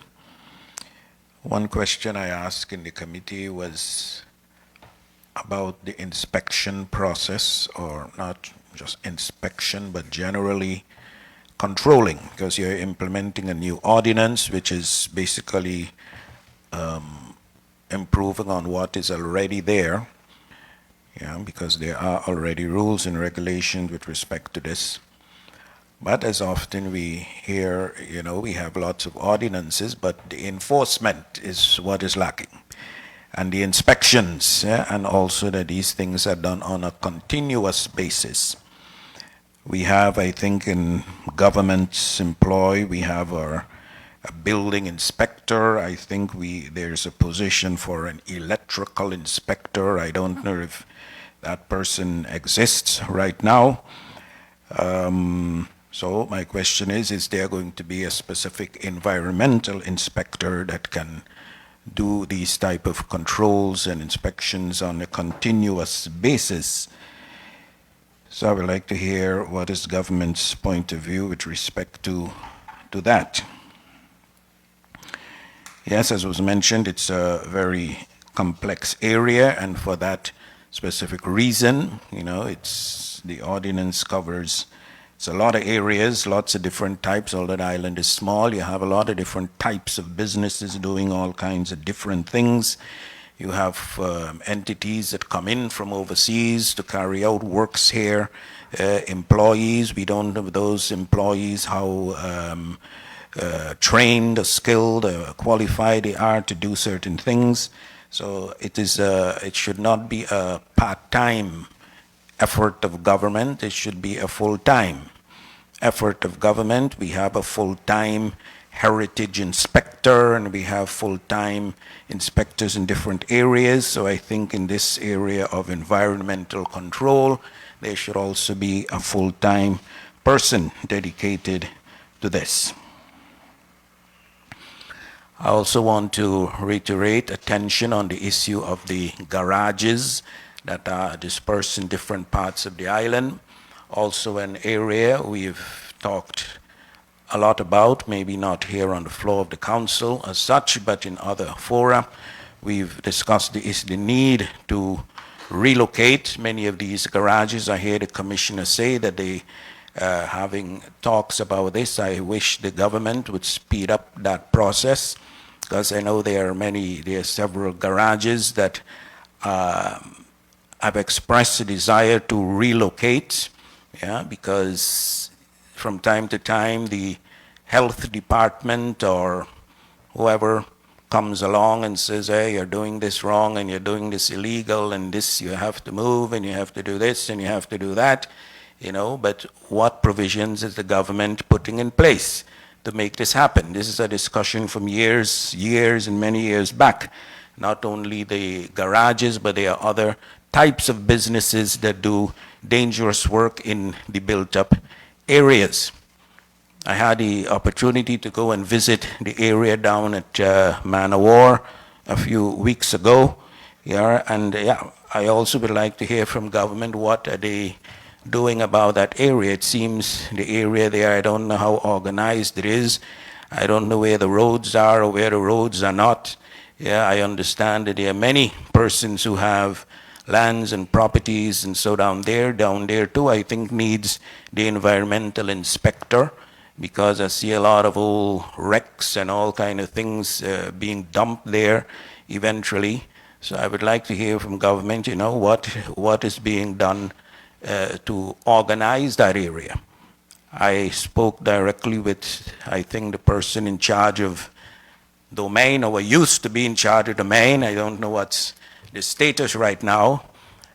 If, to get a map of the area, a map of the whole Man o' War area down there, to see what is located there, who is located and who is not, and what land is still available there. Yeah, so I would like to hear from the government with respect to garages and other types of business that need to relocate from the built-up areas. How many businesses, how many entities we are talking about? Yeah, and I'm glad to hear that talks are being held with the ministry with respect to the cost of relocation, because I know in the European part of the kingdom, the government pays a lot of money to relocate businesses, to get businesses to change their environmental, their pollution production and all of that. They pump hundreds of millions of euros, sometimes in one large business, of course, much larger than here. So there's a responsibility towards public health and public safety, etc., all the things that are being talked about in this ordinance, for the national government to also come here and do an inventory of what is needed to relocate these businesses and to put necessary finances towards that effort as well. So I would like to hear from the government what is their active plans with respect to this area, and when can we expect to see further developments here. So those two specific areas, the inspector having a permanent inspection and inspector, and also the issue of the relocation of garages and other types of businesses, and how fast we can expect that to happen, and also to get a better picture of the situation there at Man o' War, the industrial area, and if there are plans for additional industrial areas if that area proves not to be sufficient to accommodate all the businesses that are needed. Thank you.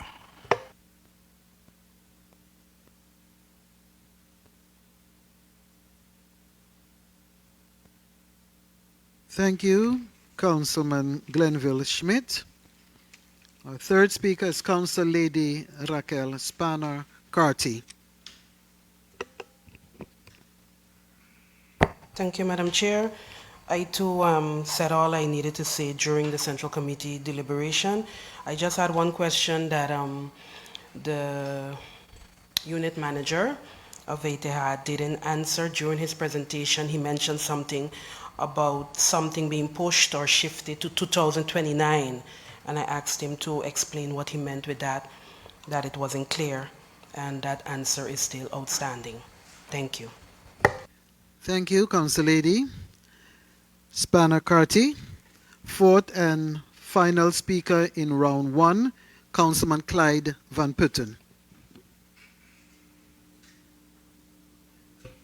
Yeah, Madam Speaker. This point, as was mentioned by speakers before me, indeed indicated it was amply and widely discussed. I was not present with notice, but I think that a number of the concerns that I had and questions that may have come forward here this morning, I heard my colleague, Mr. Schmidt, brought them forward. The document in itself is a rather complex one. It is not the first time that Nature and Environmental laws or ordinances that was discussed and approved in the Island Council. I am wary of coming and giving blank checks to executive councils. And once the Island Council would have done this, even then when there might be infractions or violations, and the council have concerns, then this is disregarded very often by the executive council, who feels that they have the total power, and the Island Council have nothing to say. I would not say that a law of this nature is not important, but for me, at this point in time, it is not a priority. We have a lot of concerns over there with education. Our education system is still in trouble. I just spoke to a parent a few days ago whose child will be graduating this summer and have to go on to the high school. And they said to me, under no condition would they send their child to Gwendolyn Van Putten School because of the state of affairs that is still there. We have a lot of problems in our health. While we see the Commissioner of Health travel the world around, the problem continues to escalate and remain unresolved. Concerns with our infrastructure, our cost of living, even at the point in time now when war, an imminent war intended, was raging in the Middle East and beyond, and the impact that this can have on fuel, the products in the supermarkets and the like. Those are the things that are a priority to me at this point in time. I think the concerns that the colleague mentioned about garages, I think in all fairness to them, I have been approached by several people who said in the past, and not just this executive council, but even previous executive councils, and they have requested the opportunity to acquire a piece of land in the industrial area, and they have either not received a response, or there was promised it will be addressed, and they are waiting. I think that with this piece of legislation, it requires a lot of finances, a lot of technical support. And the question is, does the government have the needed funds and expertise in order to be able to implement it? I heard colleague Schmidt just alluded to the fact that in the Netherlands, that they spend an enormous amount of money, sometimes to remove one business for environmental reasons. But with all the respect for him, I think we continue to miss the point that the Netherlands is not going to continue to invest the kind of money we expect they were going to invest. Because, again, I'm saying all politics is local. And while even this new cabinet have committed with their best intention what they want to do for the island, and I don't doubt that they will want to, but the political realities at times forces them to shift gear and to focus on the mainland where they were elected. And Holland is a part of NATO, the wider international community, whether they like it or not. And when I listen to the Kerfers, new Prime Minister, who I understood will be coming here next month to the Caribbean islands, while he have expresses his good intentions towards the island, the political reality not long from now would be set in if this war prolongs, and it will definitely bring a financial strain to the Dutch as well, and it will have its implication upon us. So this idea of asking Holland to invest, I don't believe too much in that. And that is one of my issues with this caretaker government. We depend too much. A woman going to get pregnant, she want them to give her the pampers, the milk, and all the different things to feed the baby. I don't believe in that. I have said before that we need to be proactive. We need to attract other possibilities. Derek, my colleague in the council, talk about creating wealth. Creating wealth. We beg too much. We beg too much. We had opportunities, and those opportunities are still there where we could get investors coming to this country. Because I know there are investors who have approached this government in the last 3 years. And because of the poor and non-response with all the focus directed to Holland and figured that Holland would deal and solve all our problems, we are not moving. So tomorrow, if Holland finds itself in a bind, which eventually it will, they have the position as Secretary General of NATO. So they are right at the center of the ongoing debacle that is taking place in the world. Madam Speaker, many more, because I mean, every time I start to talk, they seem like they have a them. I mean, if I... No, I'm not taking up time, because it's impossible that from the time I start to have 7 minutes. Yep, I mean, if the idea is not for me to talk in this council, then tell me so. I mean, there's other platforms that I could use, but I thought that the floor of the Island Council is where you debate the interests of the people. But in any event, I will vote against this. Because again, I'm saying it is not a priority for me at this point in time.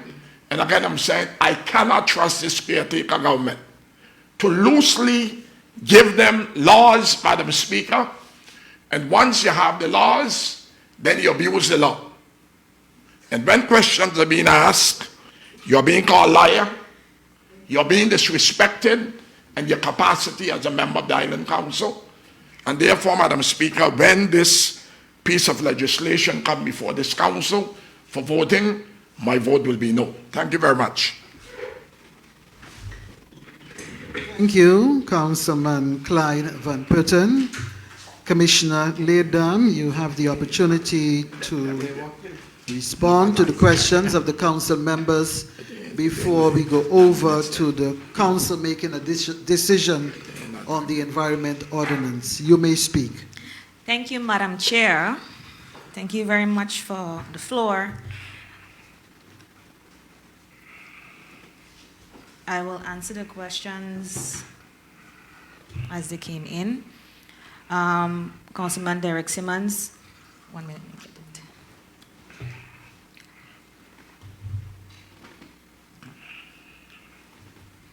Basically give his feedback on the ordinance, and I thank you very much for the feedback. I also share similar sentiments, but as part of growth, this is something that we have to implement. Then I will go to Councilman Smith. I want to thank you very much for those questions. I think those questions are very insightful and provide more ways that you can provide more feedback for the community. Inspection on environmental ordinance to ensure that we have a full time. We have 2 environmental inspectors. We need this basis as well, because I'm hearing that it's a carte blanche and all these type of innuendos that is not correct. It's a basis so we can enforce. We're talking about 1 minute you want to be upset that we're not enforcing, and then when we're now getting the legislation available to enforce, then you're hearing it's not a carte blanche for the public consumption. So you need to understand. You're not giving us, or the Executive Council, or the Department of VTH, the rights to do whatever they want, because they have to still work within the confines of the law. So I would like the community to understand that that statement is categorically incorrect. So I can understand and I'll get to that part after, the feelings, because I do share similar sentiments as Councilman Van Putten in terms of priority.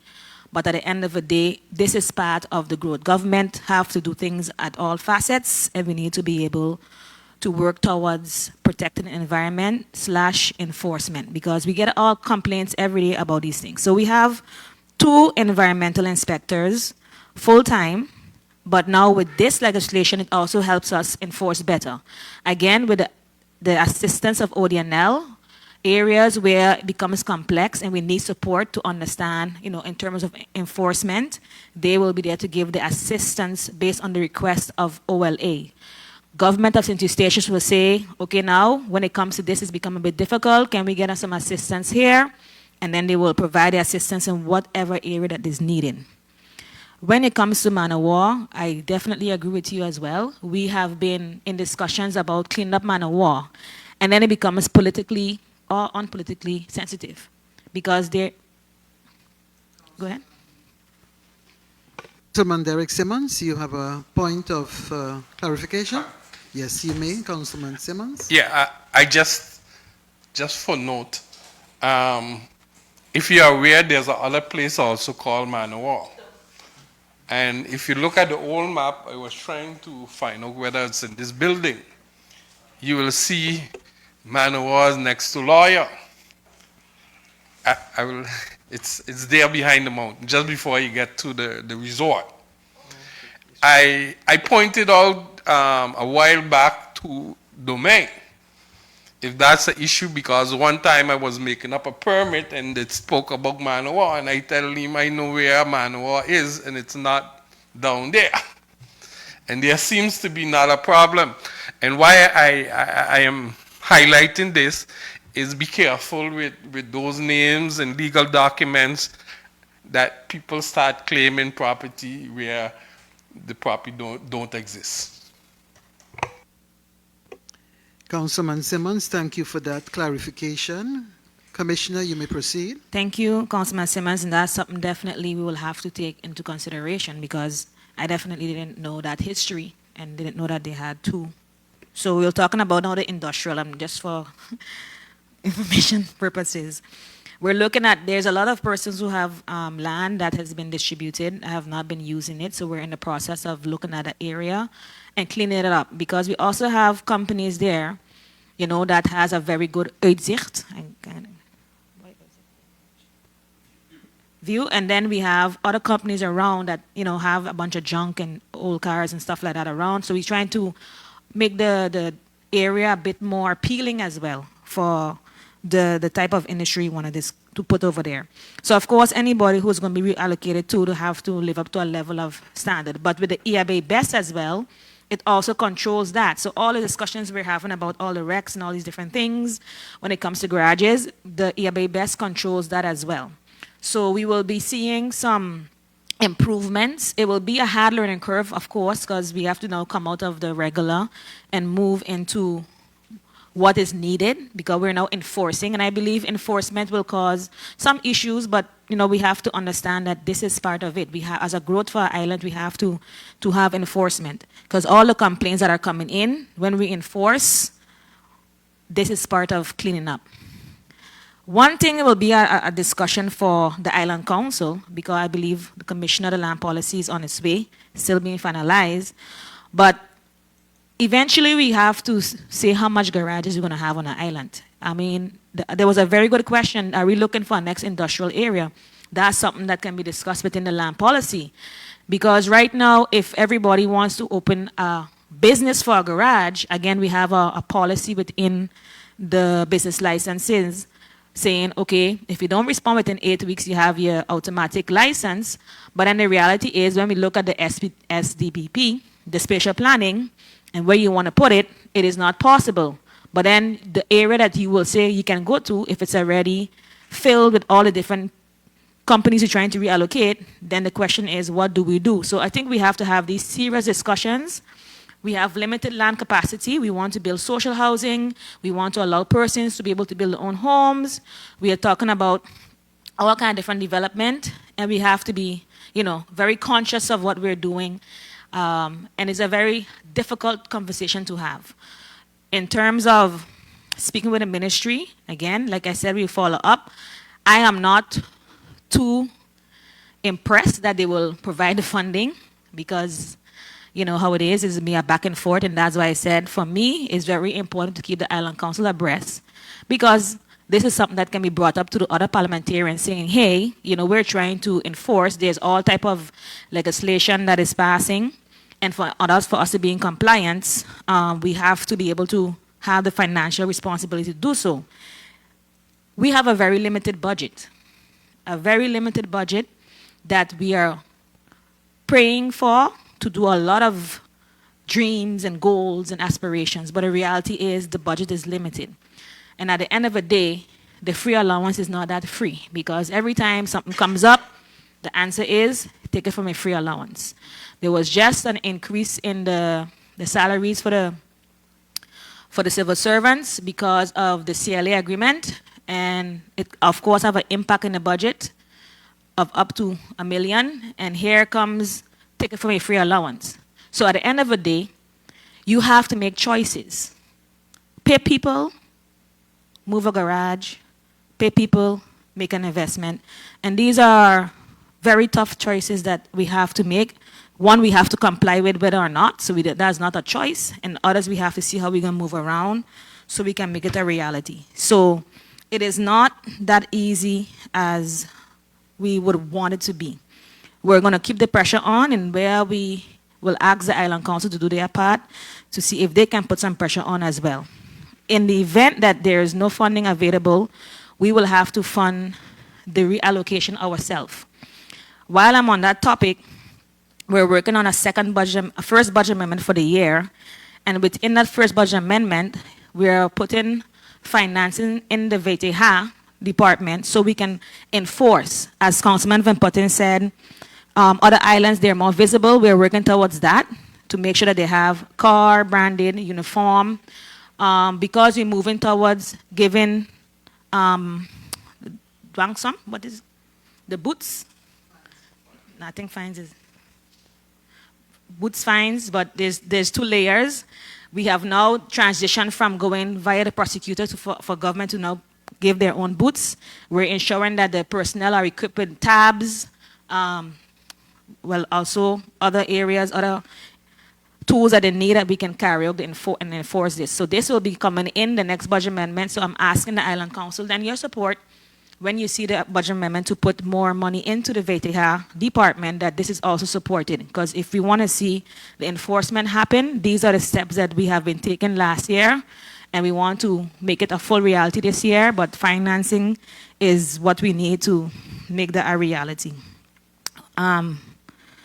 Council Lady Carty, what he was speaking about that has been shifted is the,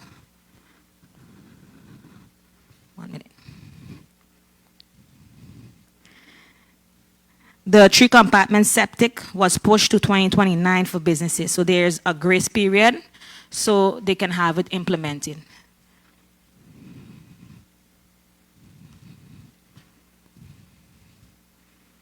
So this is only for businesses, so similar to a grace period. Problems are external safety, fire, safety, soil contamination, serious waste is also a problem. So this is only for the waste aspect. Then when it comes to Councilman Van Putten, like I said, when it comes to priority, of course, for me, I believe we have more other priorities that we have to, I would say, take precedence, but the reality is this is also a priority because we have to clean up the island and enforce. We're talking about enforcement for a while, and this is how we do it. So we have no choice. If we want to grow as an island, this is the direction we have to go. Definitely, as he stated, with the war going on, we have already seen that ministries are telling us, we're pinching in now because everybody's trying to put towards defense. So we are seeing that the effect of the war is already affecting some of the ministries, and which will have an impact, of course, on the islands as well. So that means we have to buckle up even tighter. We have to remember that we're in a constitutional status whereby we're not independent or not autonomous. So we have been speaking with many investors, many who has come to government and saying that they're investors, but when we are asking them to do due diligence and stuff like that, we don't hear back from them. There's one investor that we're talking to, we've been asking them back for feedback. Basically, they're asking government to pay certain things, which of course, if you look at the agreement, you can see where you can find yourself into. But we're saying that if you're an investor of certain caliber, with certain type of millions that you say you're having, certain requests to government, it doesn't add up. So we are doing our due diligence to see. There's also discussions in terms of public-private investors. And again, we are exploring how does that work, because as a government, again, that is not autonomous. There are certain levels that we can do and what we can't do. So legal is now exploring that to see how do we go about working with investors who are requesting monies from government to make investments. Because those are the investors that are coming to government. I don't know who he spoke to, but those who are coming to government, they're asking government for a substantial amount of investment. So we are looking at what a proposal is and how can we work with that proposal to be a reality. Because, of course, we know we don't have the finances, and if we see that this investment can help us reach our goal that we want for our island, we, of course, welcome that. But again, we have to follow the laws of this land, and again, the laws of this land ties our hands. So at the end of the day, again, we have the healthcare, as you mentioned. The Island Council has been lobbying on the highest level to the parliament, and the community can see at the end of the day, we have small movements. The commissioner can do so much on his level. And that's why I said it's very important, if we're going to move Seychelles together forward, it cannot be Island Council by itself, Executive Council by itself, because you're not going to go anywhere. We need to be in alignment with what we're trying to achieve. We have one goal, better healthcare. How do we achieve this? This is how far the council can go within the Executive Council. The Island Council have a higher lobbying opportunities with the Parliament, who does legislation. We give you the information so you can lobby on that level, and we can see, again, healthcare is not in our hands. It's a responsibility of Holland. So we are lobbyers. We're asking you to look into it. We're presenting proposals, advice, and this is not only Statia. 3 islands are doing that. Same thing for education, and hoping that they can do what they have to do and take their responsibility in hand. All in all, like I said, this will be a very challenging upward battle for us as a government, as a community of St. Eustatius, because now we're going to really start to enforce. And as Councilman Van Putten said, it is not an easy thing in the field. And I would like to ask the community to please be respectful of these inspectors in whatever department they're enforcing, whether it's environmental, health, building. We ask you to please be respectful, allow them to carry out their work, and they in turn will also be respectful. But all the complaints that we're receiving, and again for a better Statia, more beautiful, cleaner, we need to have enforcement, and this is part of an island growth. So I want to thank the chair lady and thank the council members. Council, of point of clarification from Councilman Schmidt. Thank you, Madam Chair. Before the Commissioner concludes, I mean, I'm always a person in the council, and in many meetings that we have, I always ask to see the results of our policies. Yeah?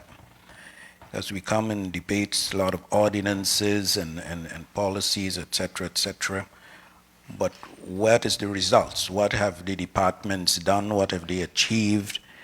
I constantly ask about statistics from all the various government departments. I hear from the Commissioner that we have 2 environmental inspectors. Yeah, but what have they been doing over the years? I think there should be regular reporting, I don't know, to the council, to the Executive Council or whatever.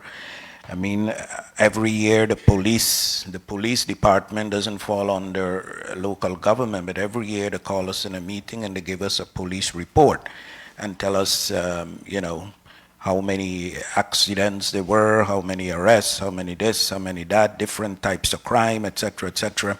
At least we have an insight into what is happening in that area. In various government departments, I see a department like agriculture over the years seems to have improved a little bit in that, in providing some information and some figures as to what is happening in that department.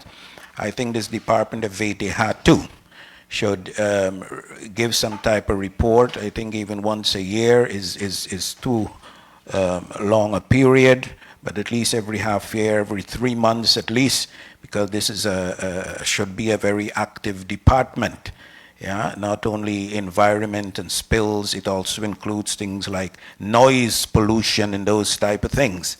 So I want to know what is the government plan again to provide more regular reporting to the council in these areas or to the government in general, so we can know what is happening. Once in a while, the Court of Audit can go and examine a certain department or investigate at a certain department, you know, but I don't know if that is enough, because they have a specific goal. It is looking at the finances, the investment of government in these departments, but just regular reporting, statistical reporting back to the council, back to the government, I think is important.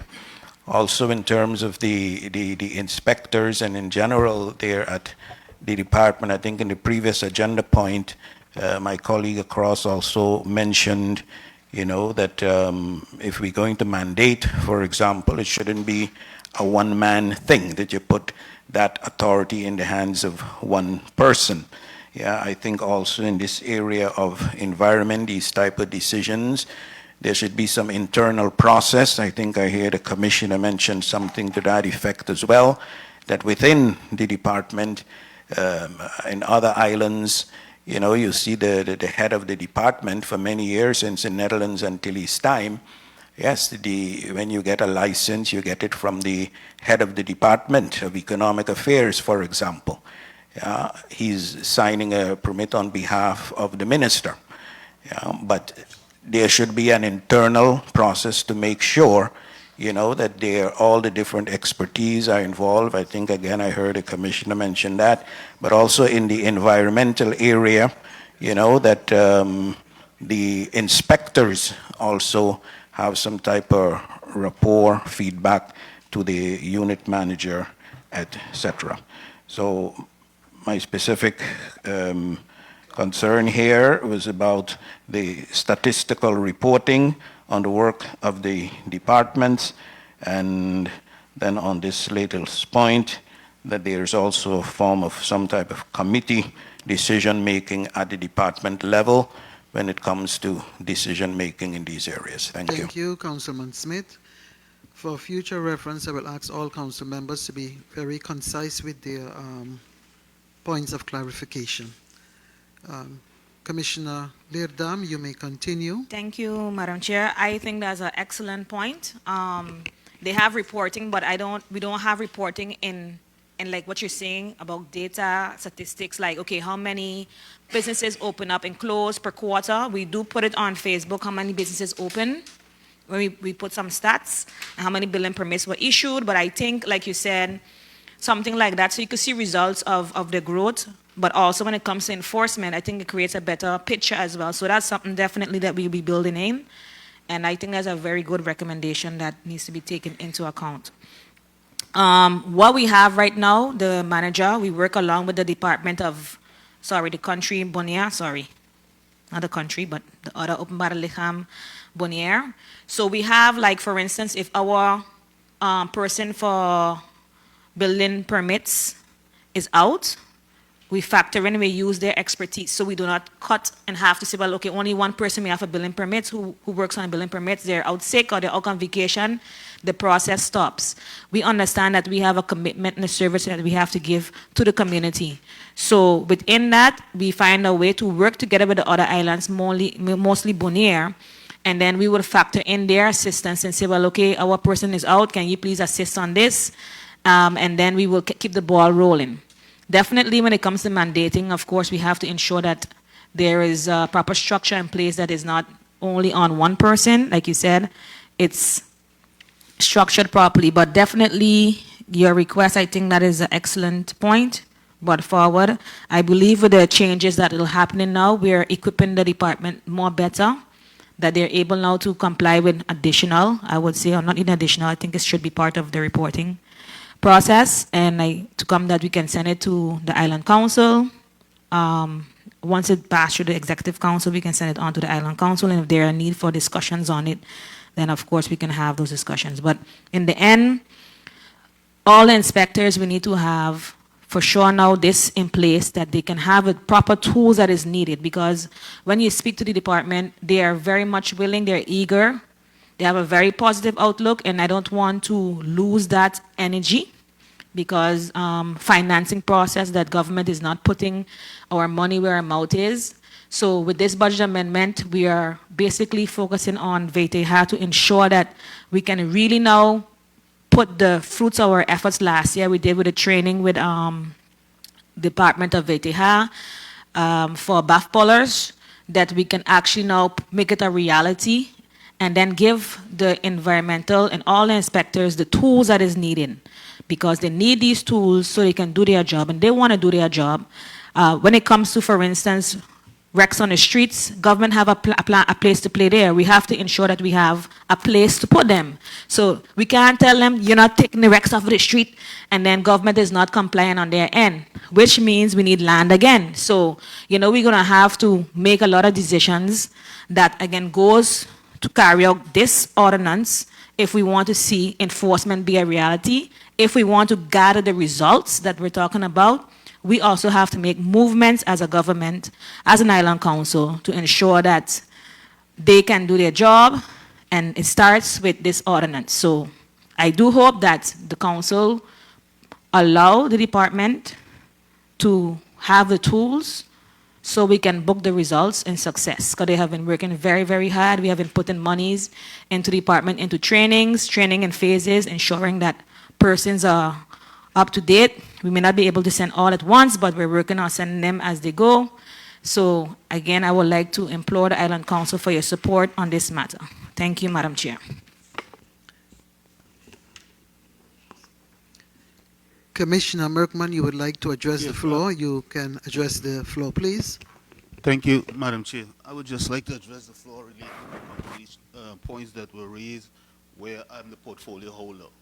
One of them was the land and land policy. As was indicated by my colleague, we are busy with a land policy, a Grondelike, and in recent years, I don't think any land has really been given out.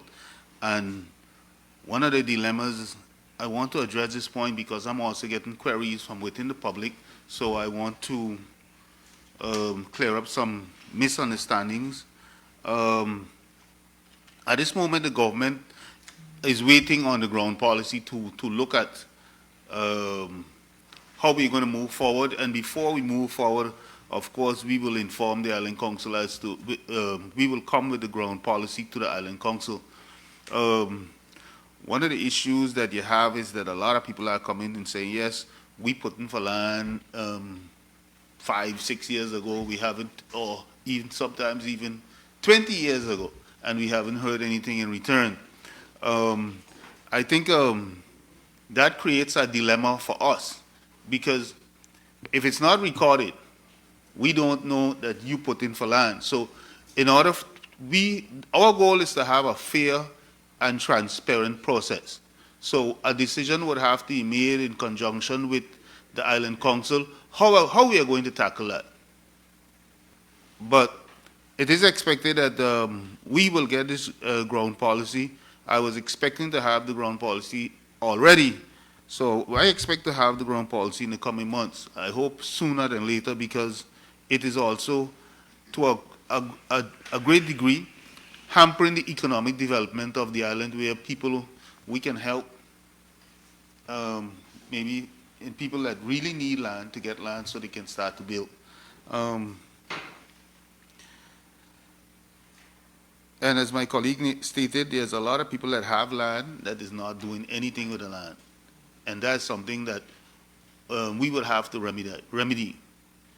Because you can't have it that somebody has a land for 40 years and they can't, and they haven't done anything with it.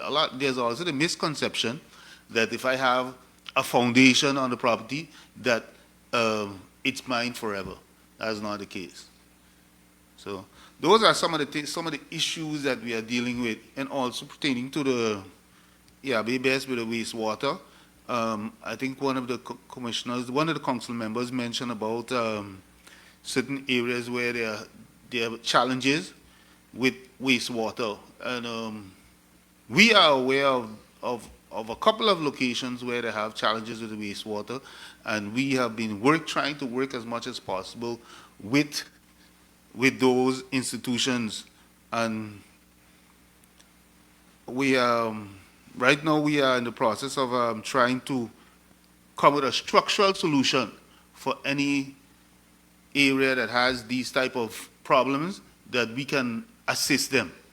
Well, of course, they'll have to pay a fee, because we will have to put people there to work and stuff like that. So a fee will be in place, of course, but we are structurally working to alleviate the problem, because, Statia is getting bigger, and the conventional way of just having a soakaway and all the water going inside of that hole, after a while it folds up, and then we need to have a solution in place, and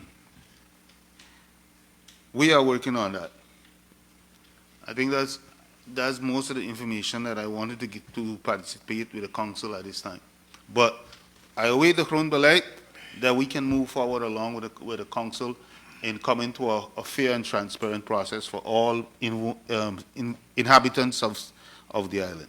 Thank you, Madam Chair. Thank you, Commissioner Ruben Merkman. We go now into round 2. Speaking time, 8 minutes. Councilman Derek Simmons, I give you the floor. I yield my time. Thank you, Councilman Simmons. Councilman Glenville Schmidt, you may speak. I too yield my time at this point. Thank you, Councilman Schmidt. Council Lady Spanner Carty. Nothing to add, Gezegd. Thank you very much, Council Lady. And Councilman Clyde Van Putten. I want to thank the members of the Island Council and the commissioners, and of course the supporting staff behind the scene that have led us to this point in time where this legislative body is now to make a decision on this ordinance. I will now look at the members of the Island Council as the discussion on this topic has concluded, and we will now go over to the members voting on this ordinance. Turn to you, Councilman Derek Simmons, for your vote. I vote for. Thank you, Councilman Simmons. Councilman Glenville Schmidt. I vote for. Thank you, Councilman Schmidt. Council Lady Spanner Carty. Vote for, Madam Chair. Thank you, Council Lady Spanner Carty. Councilman Clyde Van Putten. Madam Speaker, motivating my vote, I think that I clearly indicated that these type of laws are all time welcome. But I think that in my elucidation, in the first round of this discussion on the point, I stated it's not a priority for me at this point in time. And I think that in my discourse I mentioned as to why. I give a number of reasons. So I will vote against at this point in time. Thank you, Councilman Clyde Van Putten. We have now the verdict from the council with a 3 in favor of carrying this motion forward and 1 against, and this means that this motion is herewith carried by a majority. This ordinance, environment ordinance, is herewith carried by a majority. I want to thank the council for its spirited discussion on this topic. The topic clearly indicates that there's so much happening on our island at the time, and as the majority of the council concluded, it is a framework that gives the civil service the instruments by which to carry out its work. Additionally, we can see that the island has a lot of development, a lot of demands on government, and if this is not regulated now, it adds to the already existing problems. So there can be a turnaround point here with this ordinance now adopted and needing to go into effect. Thank you, members of the Island Council. I go immediately into point 8, and it regards announcements of the Executive Council and the Island Council. The Island Governor. Commissioners, announcements at this point is where you can make announcement. Commissioner Leerdam, Commissioner.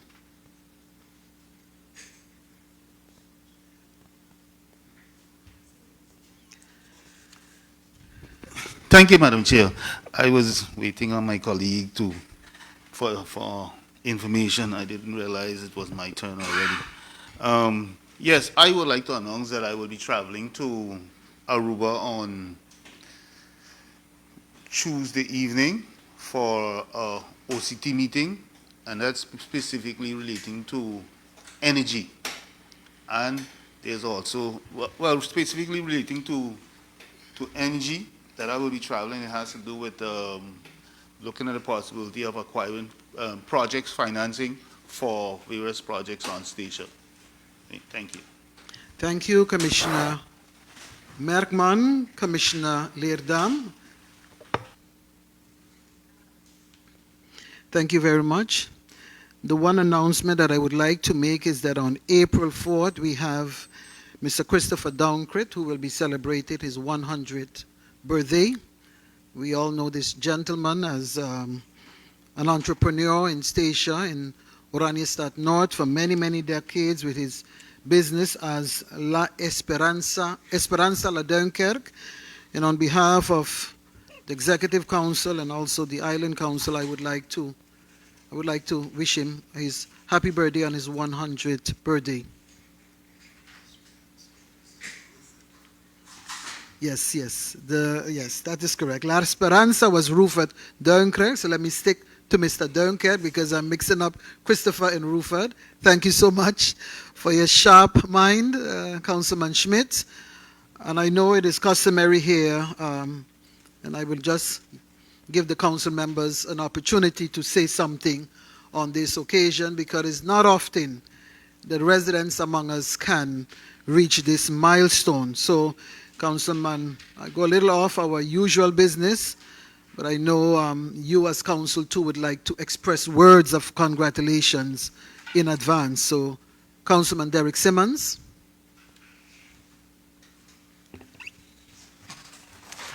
Yeah, I think it's a very important milestone when people have reached that age, because what you notice lately is like we dropping like flies. So yeah, I would like to congratulate not him but also the family, because I think many of them reach an ageable milestone. So we would like to, and on behalf of myself and government, also wish them that celebration, something you should celebrate. Thank you. Thank you, Councilman. Councilman Glenville Schmidt. Thank you, Madam Chair. Well, of course, reaching 100 years is indeed a unique milestone. Not many reach there these days, and especially to see a male figure reach 100 years.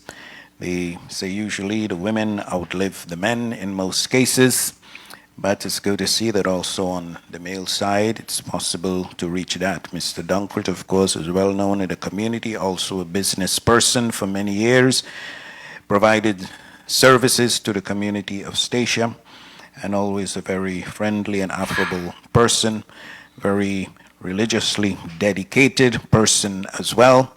So I too want to wish him a very happy birthday celebration, and hope that he lives to enjoy many, many more. As they say, that's the standard request.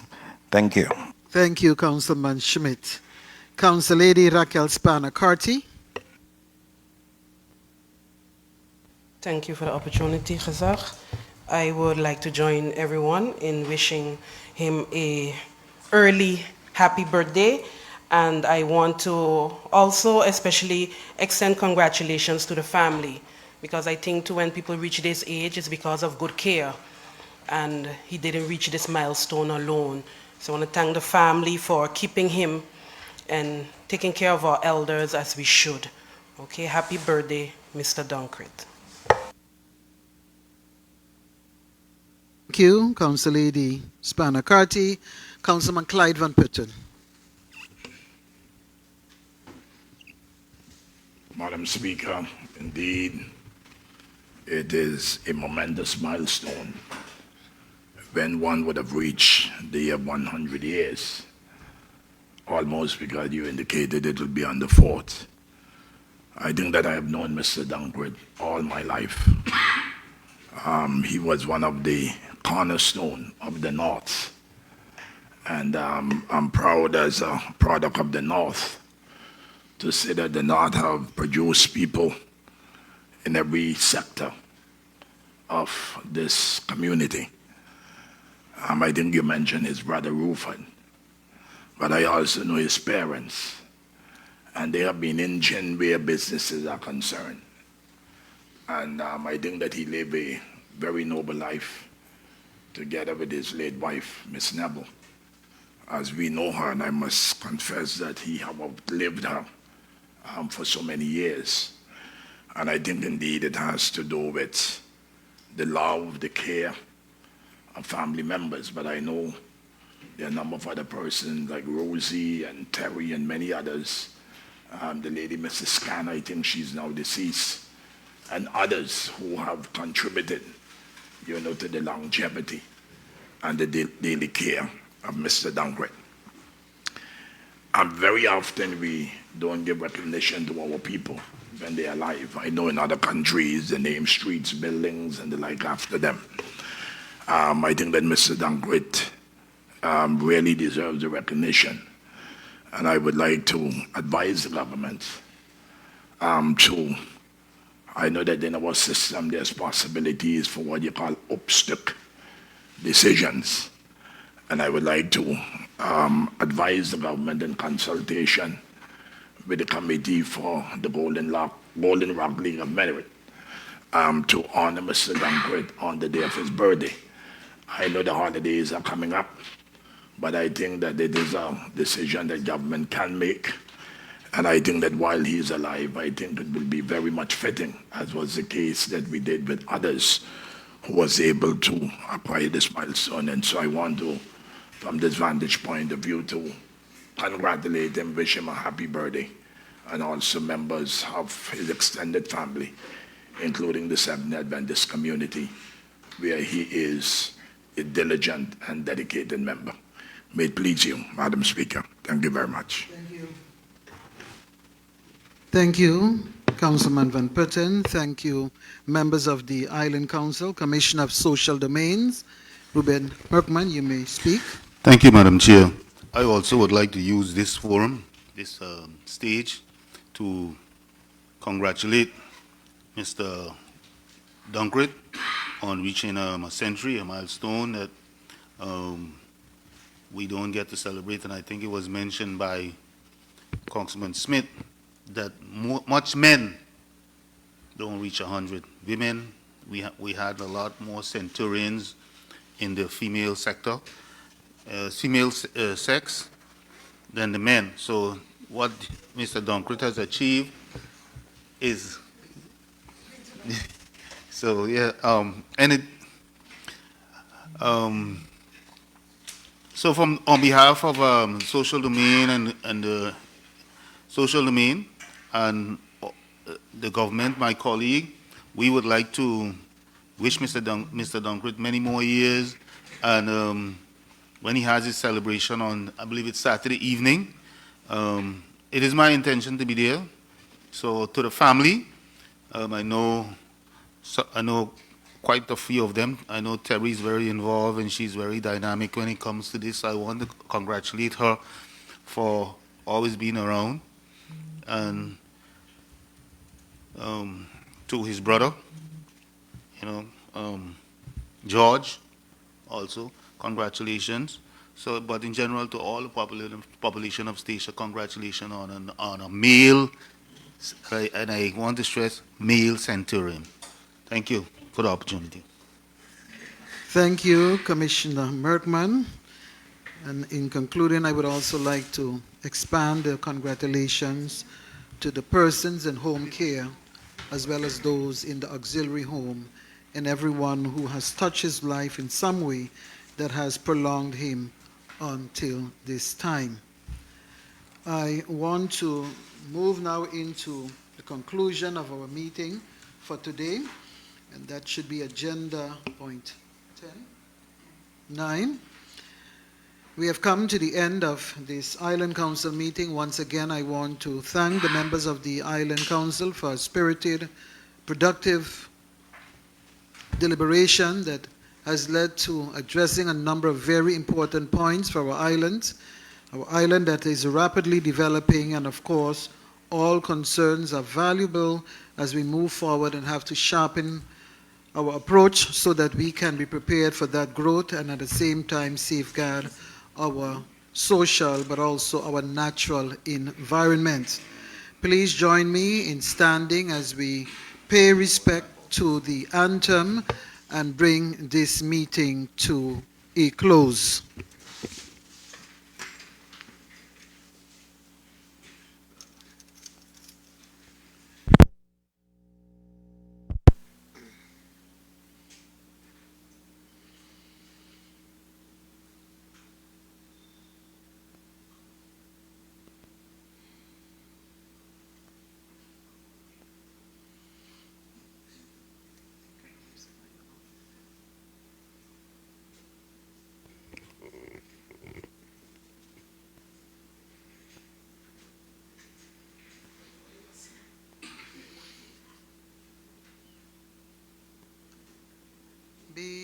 Between the deep blue ocean and the Caribbean Sea, where the waves are all in motion, lies a pearl so dear to me.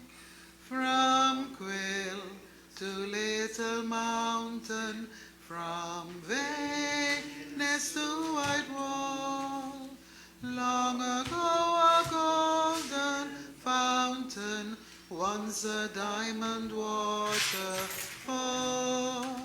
Golden Rock, I'll always miss you when I am far from thee. Never, never I'll forget you, wheresoever I may be. This meeting is herewith officially closed.